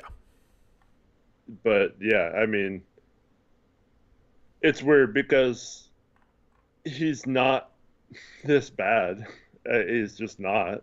Uh, but I don't trust that he's like even when he plays well, I don't trust that he's good. So or that he's back or anything Yeah. like that. So like it just doesn't something feels off, and that's why as of a couple weeks ago I've said that I think it's just best for both the Blazers and for Simons to just move on from him. I don't know because something's amiss here.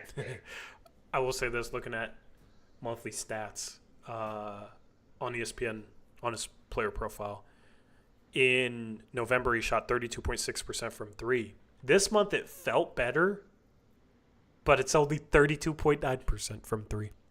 Yeah, I don't think it's And felt better. Like even his yeah, good games, he's missed a bunch at the end or something, and it yeah. hasn't turned out as good as it seemed or whatever. He's 45% from the field this month, which is up from 40% last month and 39% in October. So that's been better. But you look at these last three games, he's played a combined 92 minutes and only has one free throw attempt while shooting a whopping 46 field goals. That one free throw attempt, was that a technical? I don't know, but he does not. This does not get to the line, man. That's just abnormally bad even for his standards, right? The Blazers were getting to the line a lot more in October. Scoot was, and Ant shot 5.2 a game. Then it was down to 1.8 in November. It's like, okay, if you ever want to be like a really, really high-level scorer, you got to be able to get to the free throw line because that can save you on nights where maybe your jumper isn't falling, right? And that's kind of the problem with Ant is his jumper's not falling. It's really tough for him to have a positive impact on the game because he's not like a plus defender. And he is averaging almost 6 assists per game, but I don't know. It's decent, but like that's the only other thing you can point to when his jumper isn't falling because he doesn't really get to the free throw line. The rim stuff can kind of be spotty or inconsistent with how often he gets there. Like tonight's game, 30 minutes played, 2 for 8 from 3, was 1 for 4 inside the arc. So how many times did he get to the rim? The one shot he made was a 3 that his toe was on the line. So it's just a lack of rim pressure, which is funny because I went to the game where they lost to the Spurs, and he had some really good moments getting to the rim. That was his 30-point game, and had 11 free throws, got to the line a lot. It's just wild how you shoot 46 times in 3 games and only have 1 free throw attempt. Yeah, that's killing his efficiency. Um, I do disagree with Blaze the Nugs. Uh, I mean, yes, there have been a handful of plays this year where I've been disgusted by his lack of effort.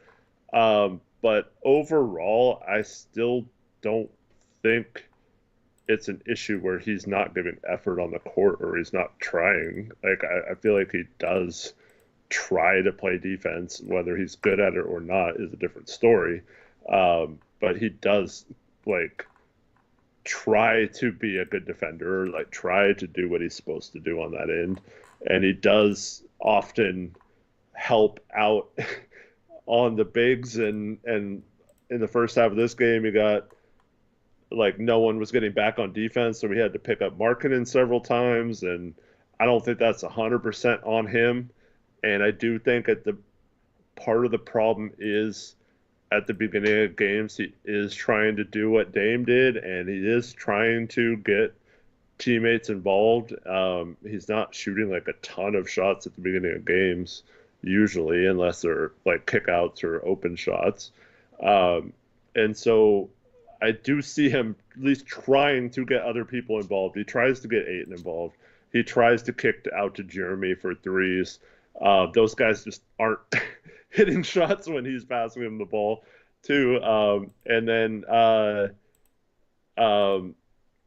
yeah, like I do, like I said, see the effort on defense. Um, I don't know what it is. And I do want to say, too, he was the first guy up cheering. He had a big smile on his face on the bench, like he was clapping for his teammates. Like a lot of people in his situation wouldn't take Yeah. that well. So like I don't think he's like checked out or hates his Yeah. team or whatever. Like he seemed engaged even when he got taken out of the game in the fourth quarter. So He's a good uh, dude and a good teammate. So yeah.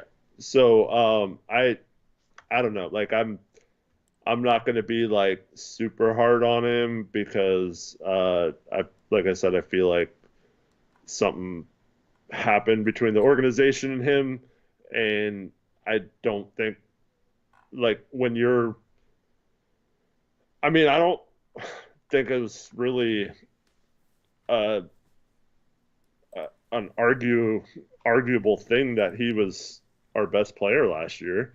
Um, yeah. and when you are a team's best player and the front office like doesn't even mention you in their plans or their core or anything like that, I mean it's something's going on there, and like I think he's still trying hard and he's still I still believe there's a good player. I'm not making excuses for him, Blaze the Nugs. He's been awful this year. Like he's been bad. Like I've said that almost every game. Like I don't know what to say. Like I even said I wanted him off my TV today. Like I Here's the don't. problem, Eric. Here's the problem. Okay, like I think we are pretty reasonable. A decent amount of people would disagree because they disagree with our opinions, right? But Right. like I think with multiple guys, we can point out the good, we can point out the bad, and we have the nuanced conversation about what they need to do to get better at certain areas they're struggling, and then like there is they're good at, right? We talk about all the time. Sports takes are always hot takes, it feels like, where you're either the best or the worst at something. And the problem is people with agendas that like Sharp's the next Kobe, or Scoot sucks and shouldn't be in the NBA. Simon sucks and is an ISO heavy ball hog who is a bad teammate, blah, blah, blah. You know what I mean? Like these people have all these agendas. And when we say stuff that doesn't confirm their agenda strongly enough, then it's, you're making too many excuses for him. Where it's like you've said, like you have not bought in on Anthony all season long, and you've criticized Anthony for a lot of his play. There's been some things here or there where I think Ant deserves criticism that maybe you don't, right? But when you're talking about a bunch of plays during the season, that's going to be the case. That's the thing is like some of you guys just want us to be hot takes and completely eviscerate anyone we talk about, or not even mention Shaden Sharp's 3-point percentage because it's not good and that's hate to you. It's like if you've been watching this channel for a while, you should know it's more nuanced than that, right? We have more nuanced conversations than just blatantly hating a guy for everything or giving somebody every pass in the world, right? The thing is constructivity is a good thing, right? How does Sharp shoot the three ball better? Okay, what can Sharp do? What can this organization do to help him better his 3-point percentage? He shot a great 3-point ball tonight. Hopefully, it's the last 3 games is the start of him shooting a better 3-point ball, right? How can Scoot become an average 3-point shooter? How can Scoot become the best version of himself? Okay, for Ant, it's like, okay, how do we best make use of Ant? And the answer to that might be trading him, right? And it's not just trading him because he's the worst player ever. Just got to get rid of him. It's like maybe a new situation would be better for him. And you do have Scoot, you do have Sharp, so part of optimizing their development, you can make the argument involves trading Anthony Simons, right? But it's all constructive. It's all constructive. You know, there's criticism for certain vets that do things that piss me off. That is more so just me being pissed off at them, right? DeAndre Ayton. But you know, on a night like tonight, DeAndre Ayton didn't do anything to frustrate me. I'm not gonna come in here just hating on Ayton. But it's just funny because there's always the people that want us to be super extreme with everything we say and have it align with what they think, and we try not to work that way. Mm-hmm. So, other players you wanted to talk about, Eric? We pretty much talked about everyone. Klingon, I felt like I was once again wishing he would play more, but I don't know if the knee's still bugging him or what. I don't know, man. Yeah, the knee has I think an issue. He doesn't look as he's never explosive, but he looks a little bit more sluggish. So I don't know. The thing is, though, at the same time, when he's only playing 12 to 14 minutes a game, like we saw him have his big impact in games where he played a lot of minutes. Mm-hmm. And you can make the argument, yeah, he's playing a lot of minutes because he's having a big impact, but also it's like he's starting. So he had that 17.8 block, 12 rebound game against Minnesota where he started and played 31 minutes. It's just weird because he has this block streak to start the year, even in games where he's only playing like 12 minutes. This is back-to-back games where he doesn't have a block. This is 3 out of 4 games where he's not registered with a block. This month, since coming back from injury, he's averaged 15 minutes a game and averaged 0.6 blocks per game. Okay? In November, when he averaged 19 points per game, he averaged 2.3 blocks. And when he averaged 13 minutes per game in October, he averaged 1.8 blocks. So that number is down dramatically, and I've always said blocks aren't everything, but I do think that's indicative of he's just not protecting the rim or blocking shots as well, and just looks a little bit more sluggish, and I think it could be to maybe lingering effects from that injury. Yeah, wearing a big old knee brace doesn't help either. I don't know how people do it with the big ones, you know? Yeah, dude, I can't even play in an ankle brace, man. I feel so much slower and just like don't feel right. Yeah. So I used like one of those Velcro knee braces for a while, and man, I hated it.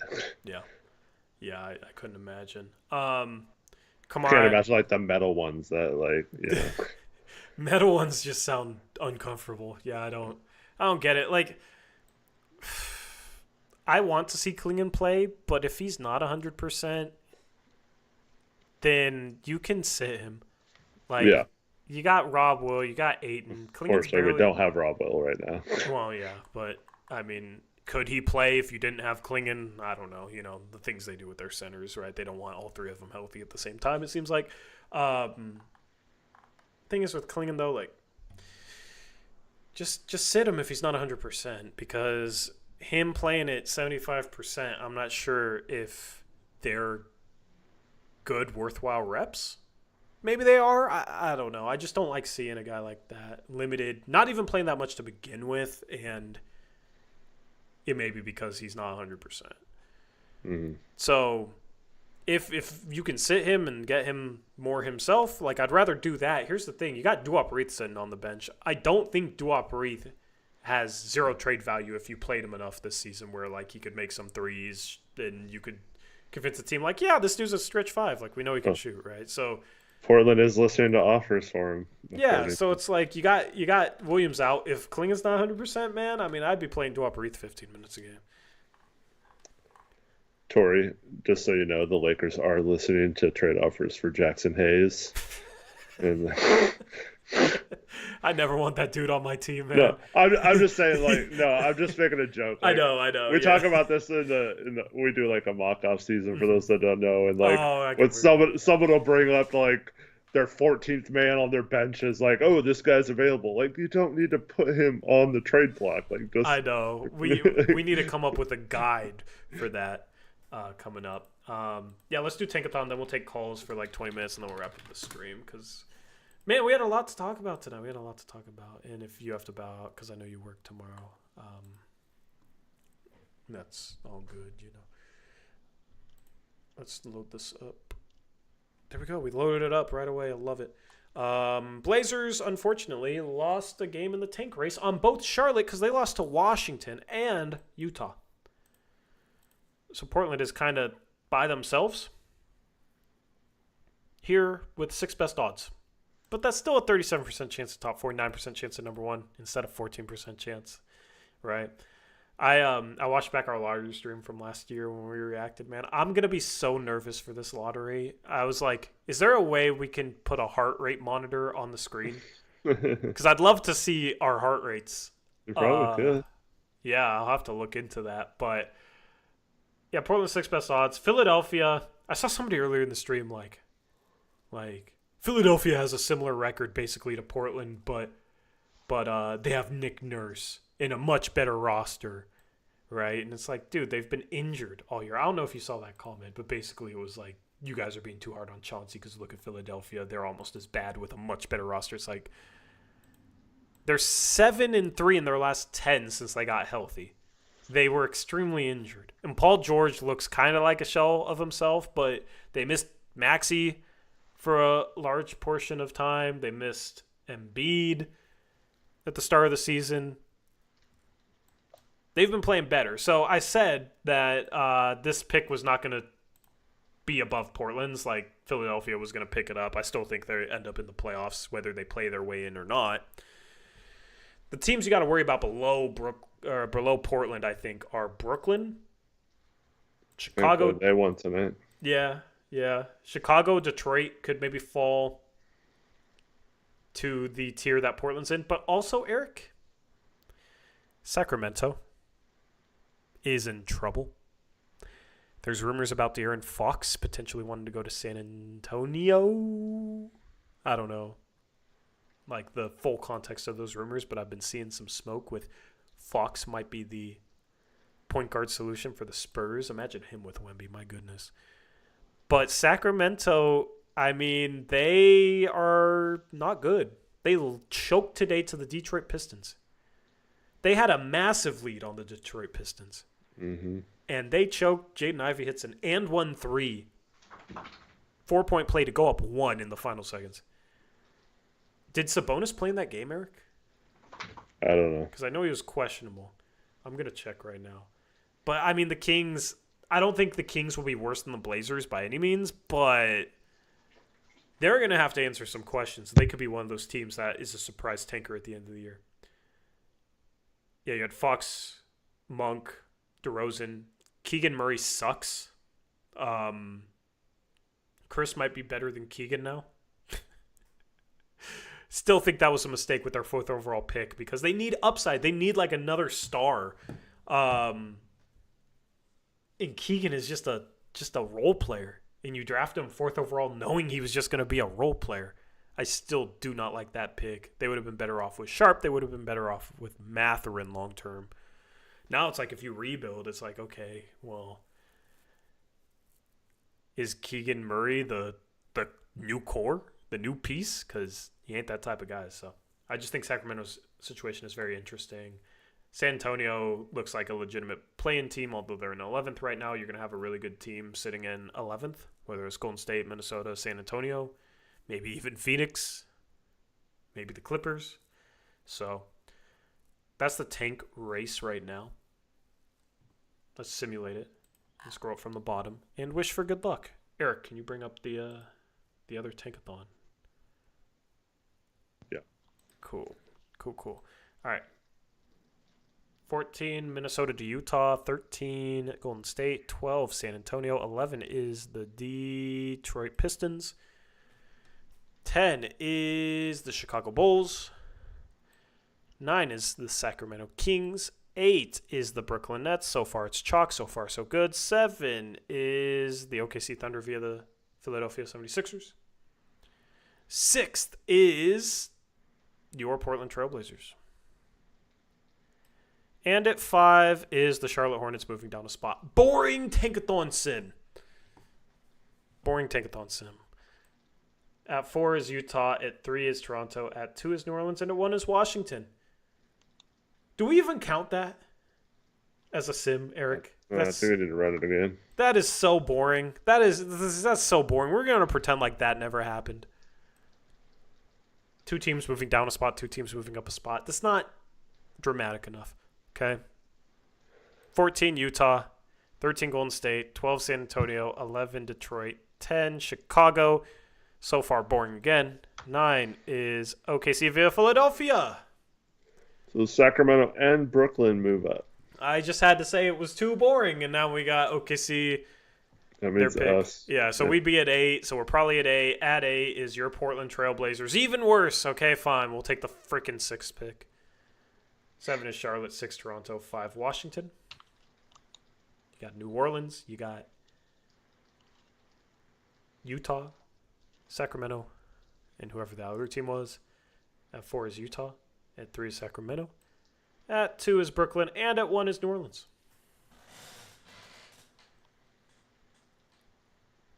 You know what's funny is if New Orleans gets the number 1 pick, right? Like, I think they go flag, but flag with Zion is kind of weird.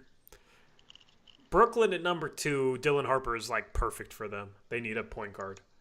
And if you can, I don't know, make any young guard make sense next to Cam Thomas, it might be Dylan Harper.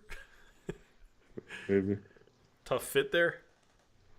And then Sacramento at 3, I mean, Ace Bailey, I guess, because they could use a starting small forward long term because DeRozan is getting up there in age. Yeah, if the Blazers were drafting at 6, let's say that first sim, and I mean, you're just hoping for, I'm hoping for Yaku Jonas, I guess. We're going to have our next big board coming up soon, so I'm looking forward to getting to that. And I think we're going to do a mock draft on the next postgame stream, so we'll simulate the lottery, and we'll do a mock draft on the next postgame stream. Anyway, that is Tankathon. All right. We shall take your calls through the Discord. We're going to start this up. Just make it quick, okay? Have like one thing in mind, you know, maybe 1-2 questions max, okay? People tend to call in and they'll have like 10 different things to say and they'll talk for 5 minutes, okay? So make it quick hitting. Sorry, the postgame show has been long, but we do want to take your calls. So I'm going to start the stage in our Discord. You'll see call in on the left with me and Eric in there. And we will... Whoops, I moved you to the audience.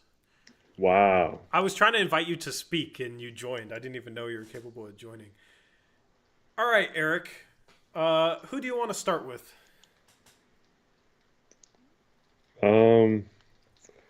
Let's just get Hamza out of the way. Alex, we'll get you in a second. All right. This is going to be interesting. OG Hamza. Oh, man. All right.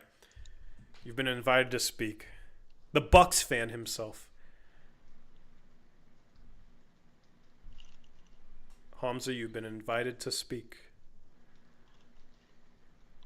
He has a Dame Giannis profile picture. Alex, I'm looking forward to that call. And Hamza. If he would answer his... Wow. We only set this up like a minute ago. It's not like you could have gone anywhere. I know. All right, we'll invite Alex too. So whichever one of you answers, there we go. We got Alex instead. Yeah, Alex comes through. Yep. All right, Alex, you're muted. Sorry about that. Oh, good. You guys hear me okay? Yeah. What's up, man? How you doing? What's up, Alex? Good, and you guys? Doing good, man. You just had to get in as a Cavs fan. You had to get in over the Bucks fan. All right, so my question is, what would your realistic but dream deadline for Portland look like? Like if everything went, just perfectly with Grant, Ayton, Thibault, etc., what would like your realistic haul look like? I think... I don't know, Eric, I'll let you start with this one. I'm just thinking of like total haul, like in terms of how many picks and then maybe a young player, like who's our top young player. Who's like the number one young player you would like to get that could be available for any of those pieces, Eric?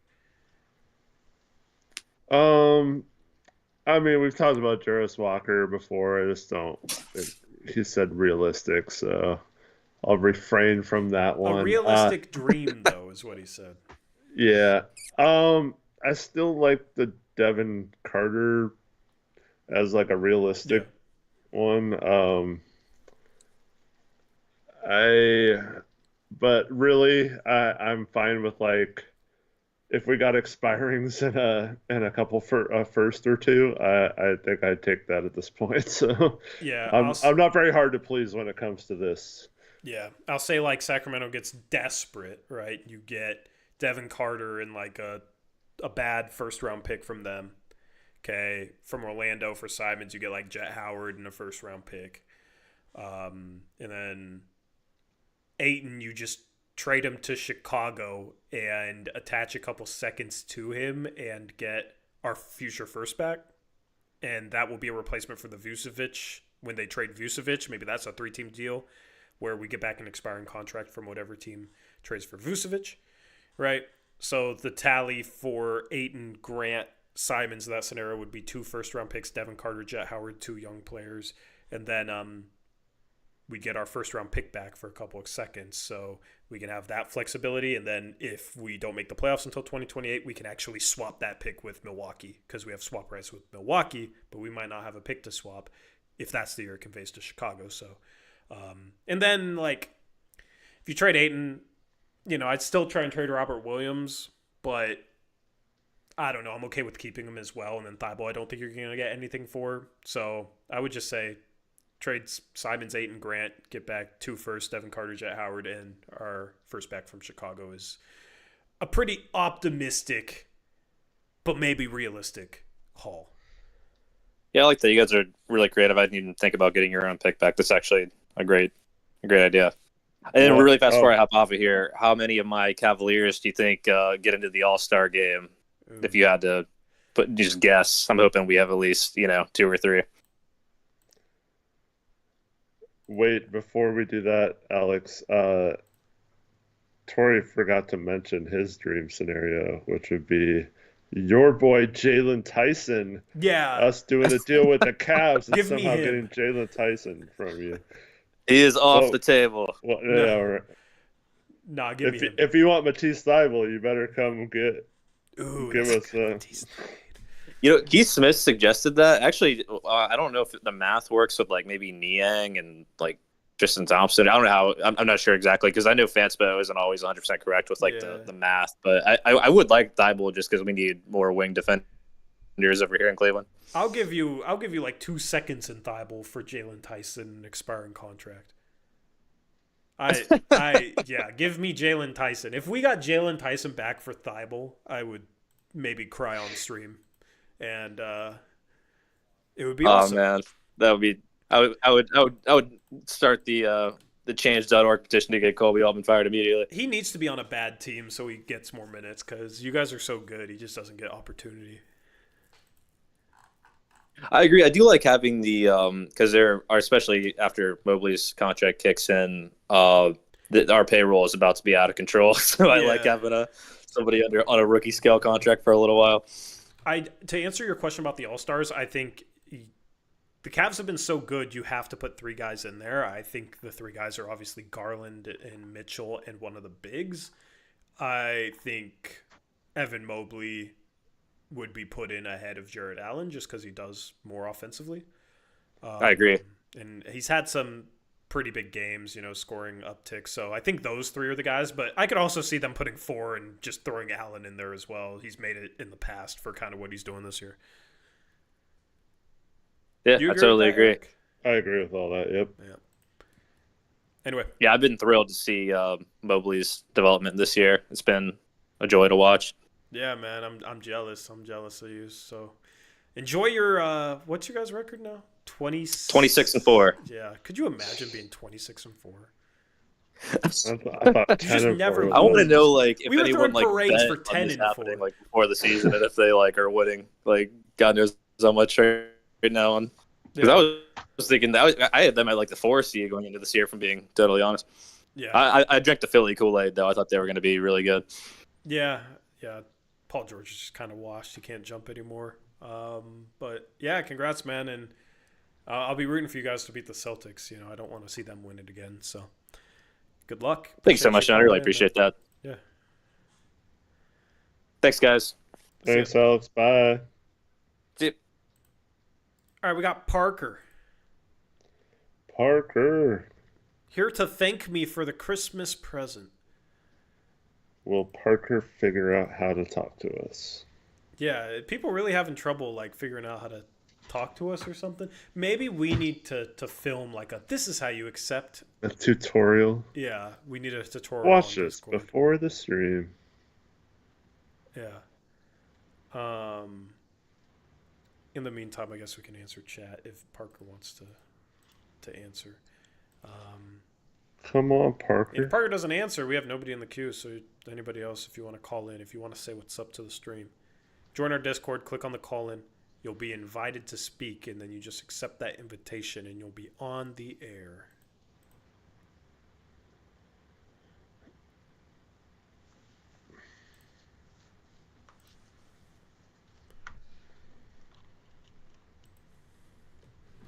Anyway. I'm going to respond to a fantasy football Discord message that I don't like. Any comments you want to read? Terry has a comment for you, Eric. Says, I want your earlier comment, Eric, about Simon Ziad dumping off. I believe it's the coach. I've been watching the body language and how to make good. Just watch carefully. You'll see what I mean. Yeah, watch pretty carefully.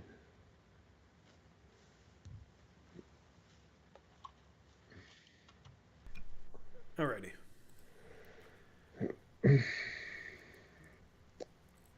Damn, Parker will not pick up. Parker's gone. Alright, we have nobody in the calling queue.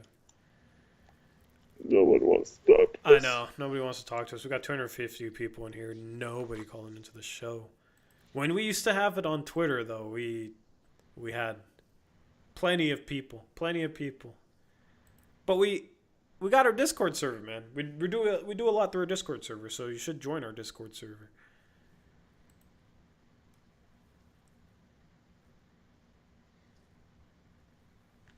Yeah, maybe next time we'll try a Twitter space. It's just tough. It's just weird. Anyway, we'll take questions for like 5 minutes, and if nobody else wants to call in, then we will end the stream.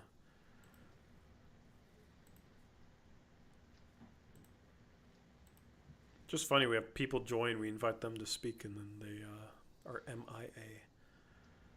Taco Bell gives me body language. That's funny. You just made me hungry. I worked out today too, so maybe I could have some Taco Bell. Nice. Did my leg workout. I'm fixing my ankles.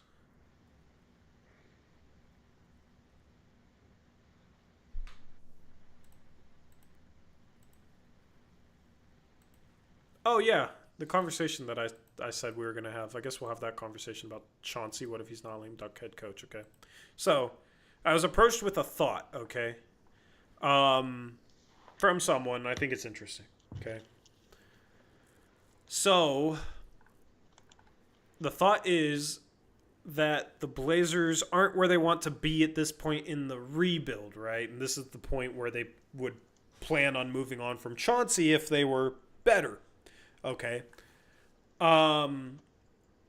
If they fired Chauncey, would the next coach they hire want to come into this situation? Or do they have to compromise to get someone? Or the alternative is Chauncey's not a lame duck coach and they wait one more year before bringing in the long-term replacement for him.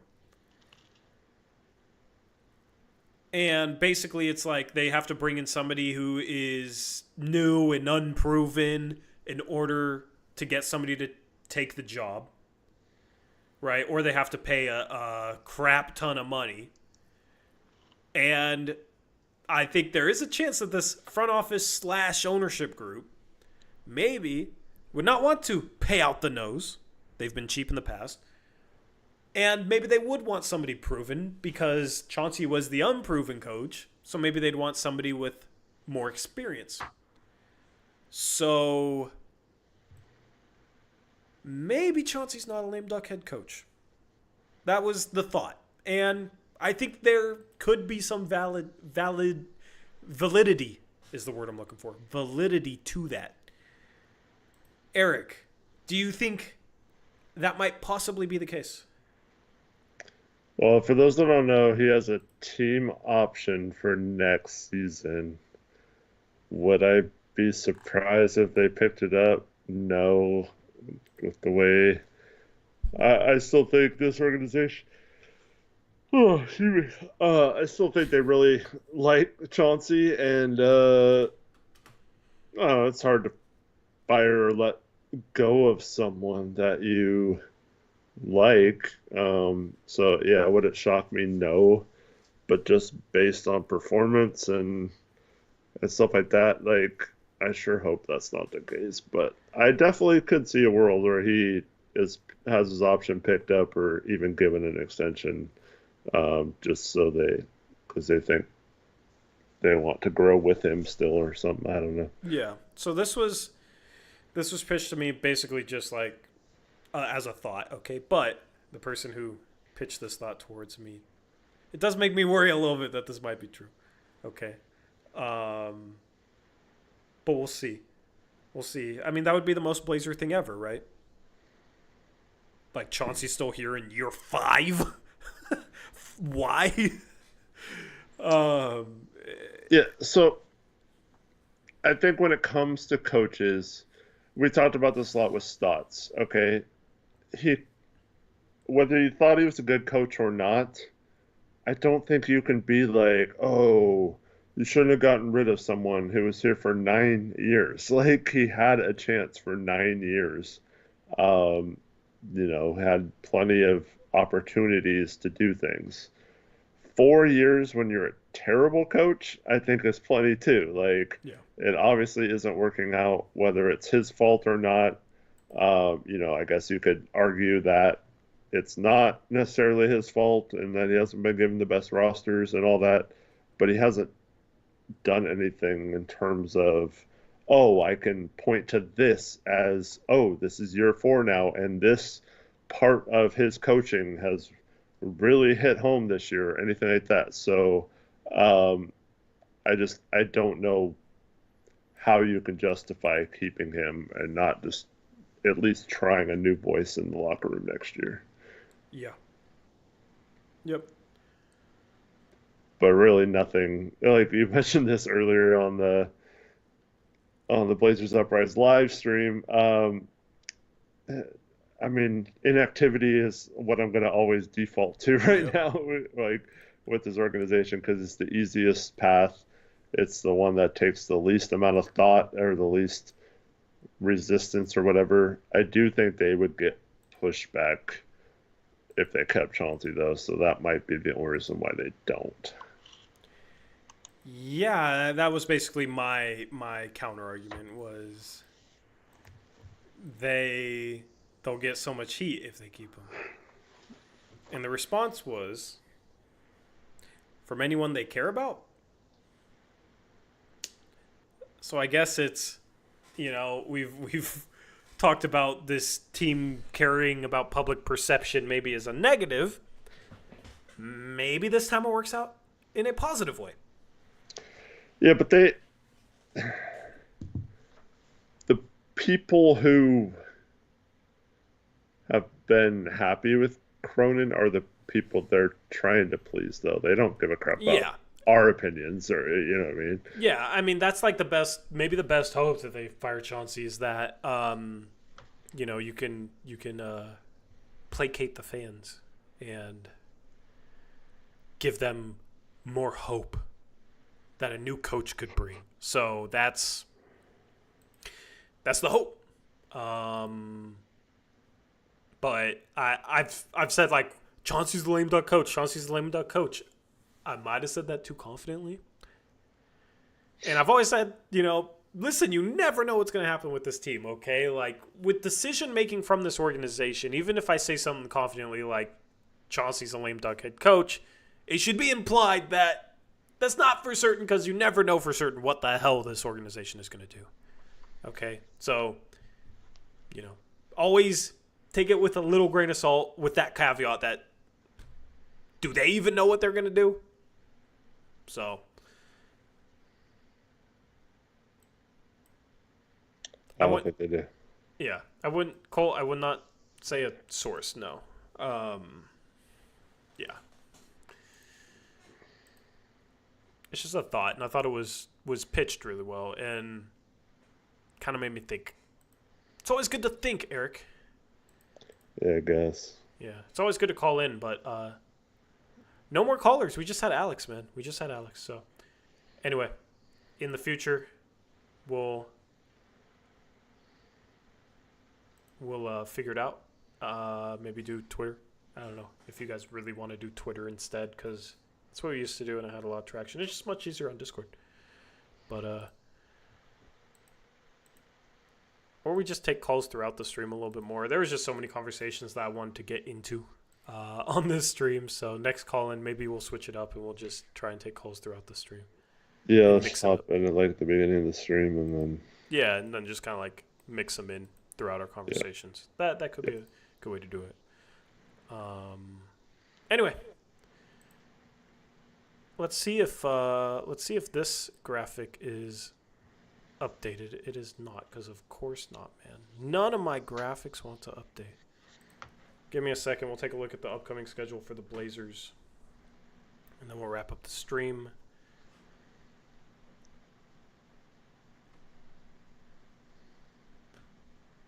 Anything else been on your mind, Eric? How's life? It's all right. Work, just trying to get through New Year's for work, and then it's much better after. Should be less people drinking all that alcohol. I mean, we got like Super Bowl and stuff, I guess, in early February, but yeah, for the most part, it's the easier time of the year, theoretically. But yeah, I don't even want to think about. I don't even want to think about football anymore, man. Yeah. I'm in my fantasy football championship, but I'm gonna. Jalen Hurts is hurt. Anthony Richardson is my backup, and he's playing the Giants. Maybe he can replace him well, but like Nico Collins at 8 points. James Conner's questionable, and they have nothing to play for. I am not confident going into this. I'm 0-2 in these championship games already. I don't feel great, but we'll see. We'll see. It is kind of weird having Wednesday, Thursday, Saturday, Sunday, Monday games. I know, the Wednesday ones threw me off so much. I know. The NBA had great ratings by their standards for their Christmas Day games. Like, they were up 84% or whatever over the last 5 years or something like that, but NFL still completely outperformed them. But I will say this. These are U.S. ratings. NBA is more of a global game.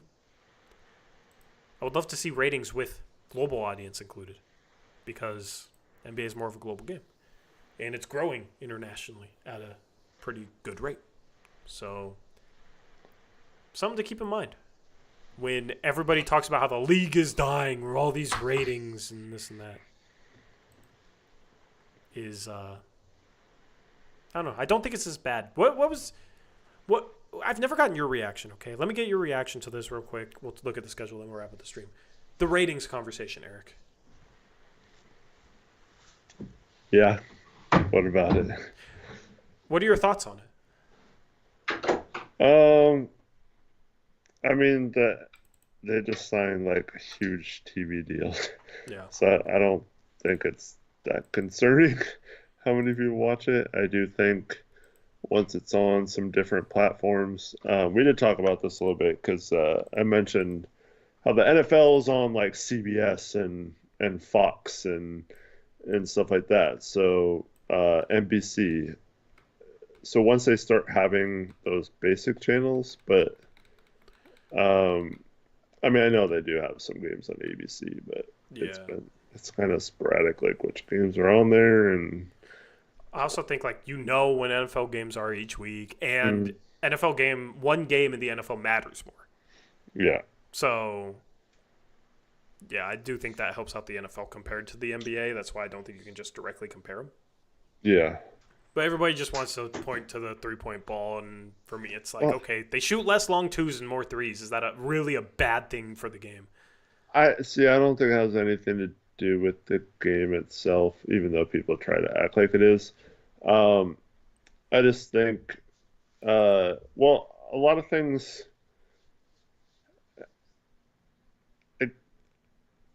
If you watch League Pass on your phone, does that count as like a rating for them? Like I don't know, but yeah. And also the illegal streams, how many people were really watching those? Right. But yeah, I mean, a lot of games like they don't matter, and like a lot of people are out of games, and I don't. why do they announce all the TV games before the season starts? Like, why don't they have more flex games like the NFL does? Yeah. And They did flex us out of our Miami Heat nationally televised game last year. yeah, So it does happen occasionally, but yeah, if you're like super bad, yeah.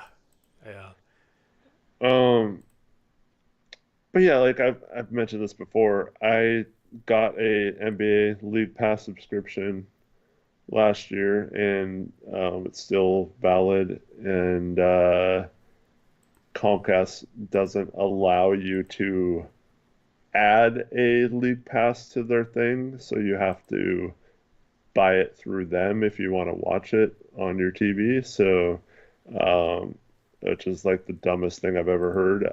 Yeah. And so, like, I have League Pass, but I can't even watch it on my TV. It's so stupid. Like, why do they do that stuff? Like, you should be making it. And we've talked about like local. I mean, there's so many horrible local things.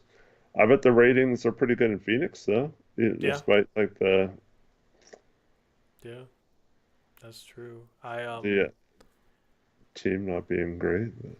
You got Katie, you got Booker, you got fun players at least, and when healthy, those two are healthy. They've been better, but the NBA app on my PlayStation that I watch Blazers Vision through will crash like at least twice a game. Yeah, there's an app on Comcast that you can. It's the NBA app that you can. They say you can watch them through there. It's unwatchable. It like freezes every 3 seconds. Yeah. So chat. I actually called Eric because we were doing our drink challenge, and I heard him on the phone talking about that. And it was an interesting conversation to eavesdrop on. But we'll take a look at the Blazers schedule, and then we'll wrap up the stream. Here's what they have coming up. They've won 2 out of their last 6, both by 2 points at home over division rivals. And the rest of the games, you had that 2-point loss against San Antonio, 7 points against Phoenix, but 20 against San Antonio, 24 against Dallas, right? So, that's how you have like the second worst adjusted net rating despite being 10-20, which is like 6th worst record. Upcoming games, we have we'll do a mock draft on Saturday. That'll be fun. Maybe we'll turn that into a shot night. I don't know. We'll see. But Monday, Sixers, so a couple home games. Then the Blazers go on a road trip. I believe that New Orleans game at the bottom is road as well. You got Call-In Night coming up on the 4th. We'll mix it up for that one. We'll have our third big board on the 6th, and we'll have another giveaway night. I'll get creative with some non-costly items for myself for that giveaway night after splurging on the Christmas giveaway items. If you haven't sent me your address, send it to me, blazersurprise@gmail.com, or Twitter or Discord. Okay. Otherwise, I will try and reach out to you. But if you want something and you want it, make it easy. Make it easy for me. Send me your shipping address so I can send it to you. Anyway, that's what's coming up. This is a wrap. ShopBetUS. Anything else, Eric? Thanks for watching. Have a good day. Enjoy, if you're still off for Christmas, enjoy the rest of your break, and hope to see you guys Saturday. Yep. Saturday should be a fun stream as well. We'll see what the Blazers can do against the Mavericks after this performance. Shout out to Scoot Henderson for hitting his first career game winner. Can he turn this recent stretch of games into a season of improvement, right? Shaden Sharp continues to play well. Can he continue that and find some consistency? Can Denny continue to assert himself as the best Portland Trailblazer? Can Joe Cronin get anything for DeAndre Ayton or Jeremy Grant or Anthony Simons? Lots of storylines that we'll find out the answer to in the next month and change. Looking forward to finding those answers, whatever they may be. And is Chauncey a lame duck coach? I don't know. We're out of here. Thank you guys for watching. Have a good rest of your night. Until next time, as always, peace out. Go Blazers!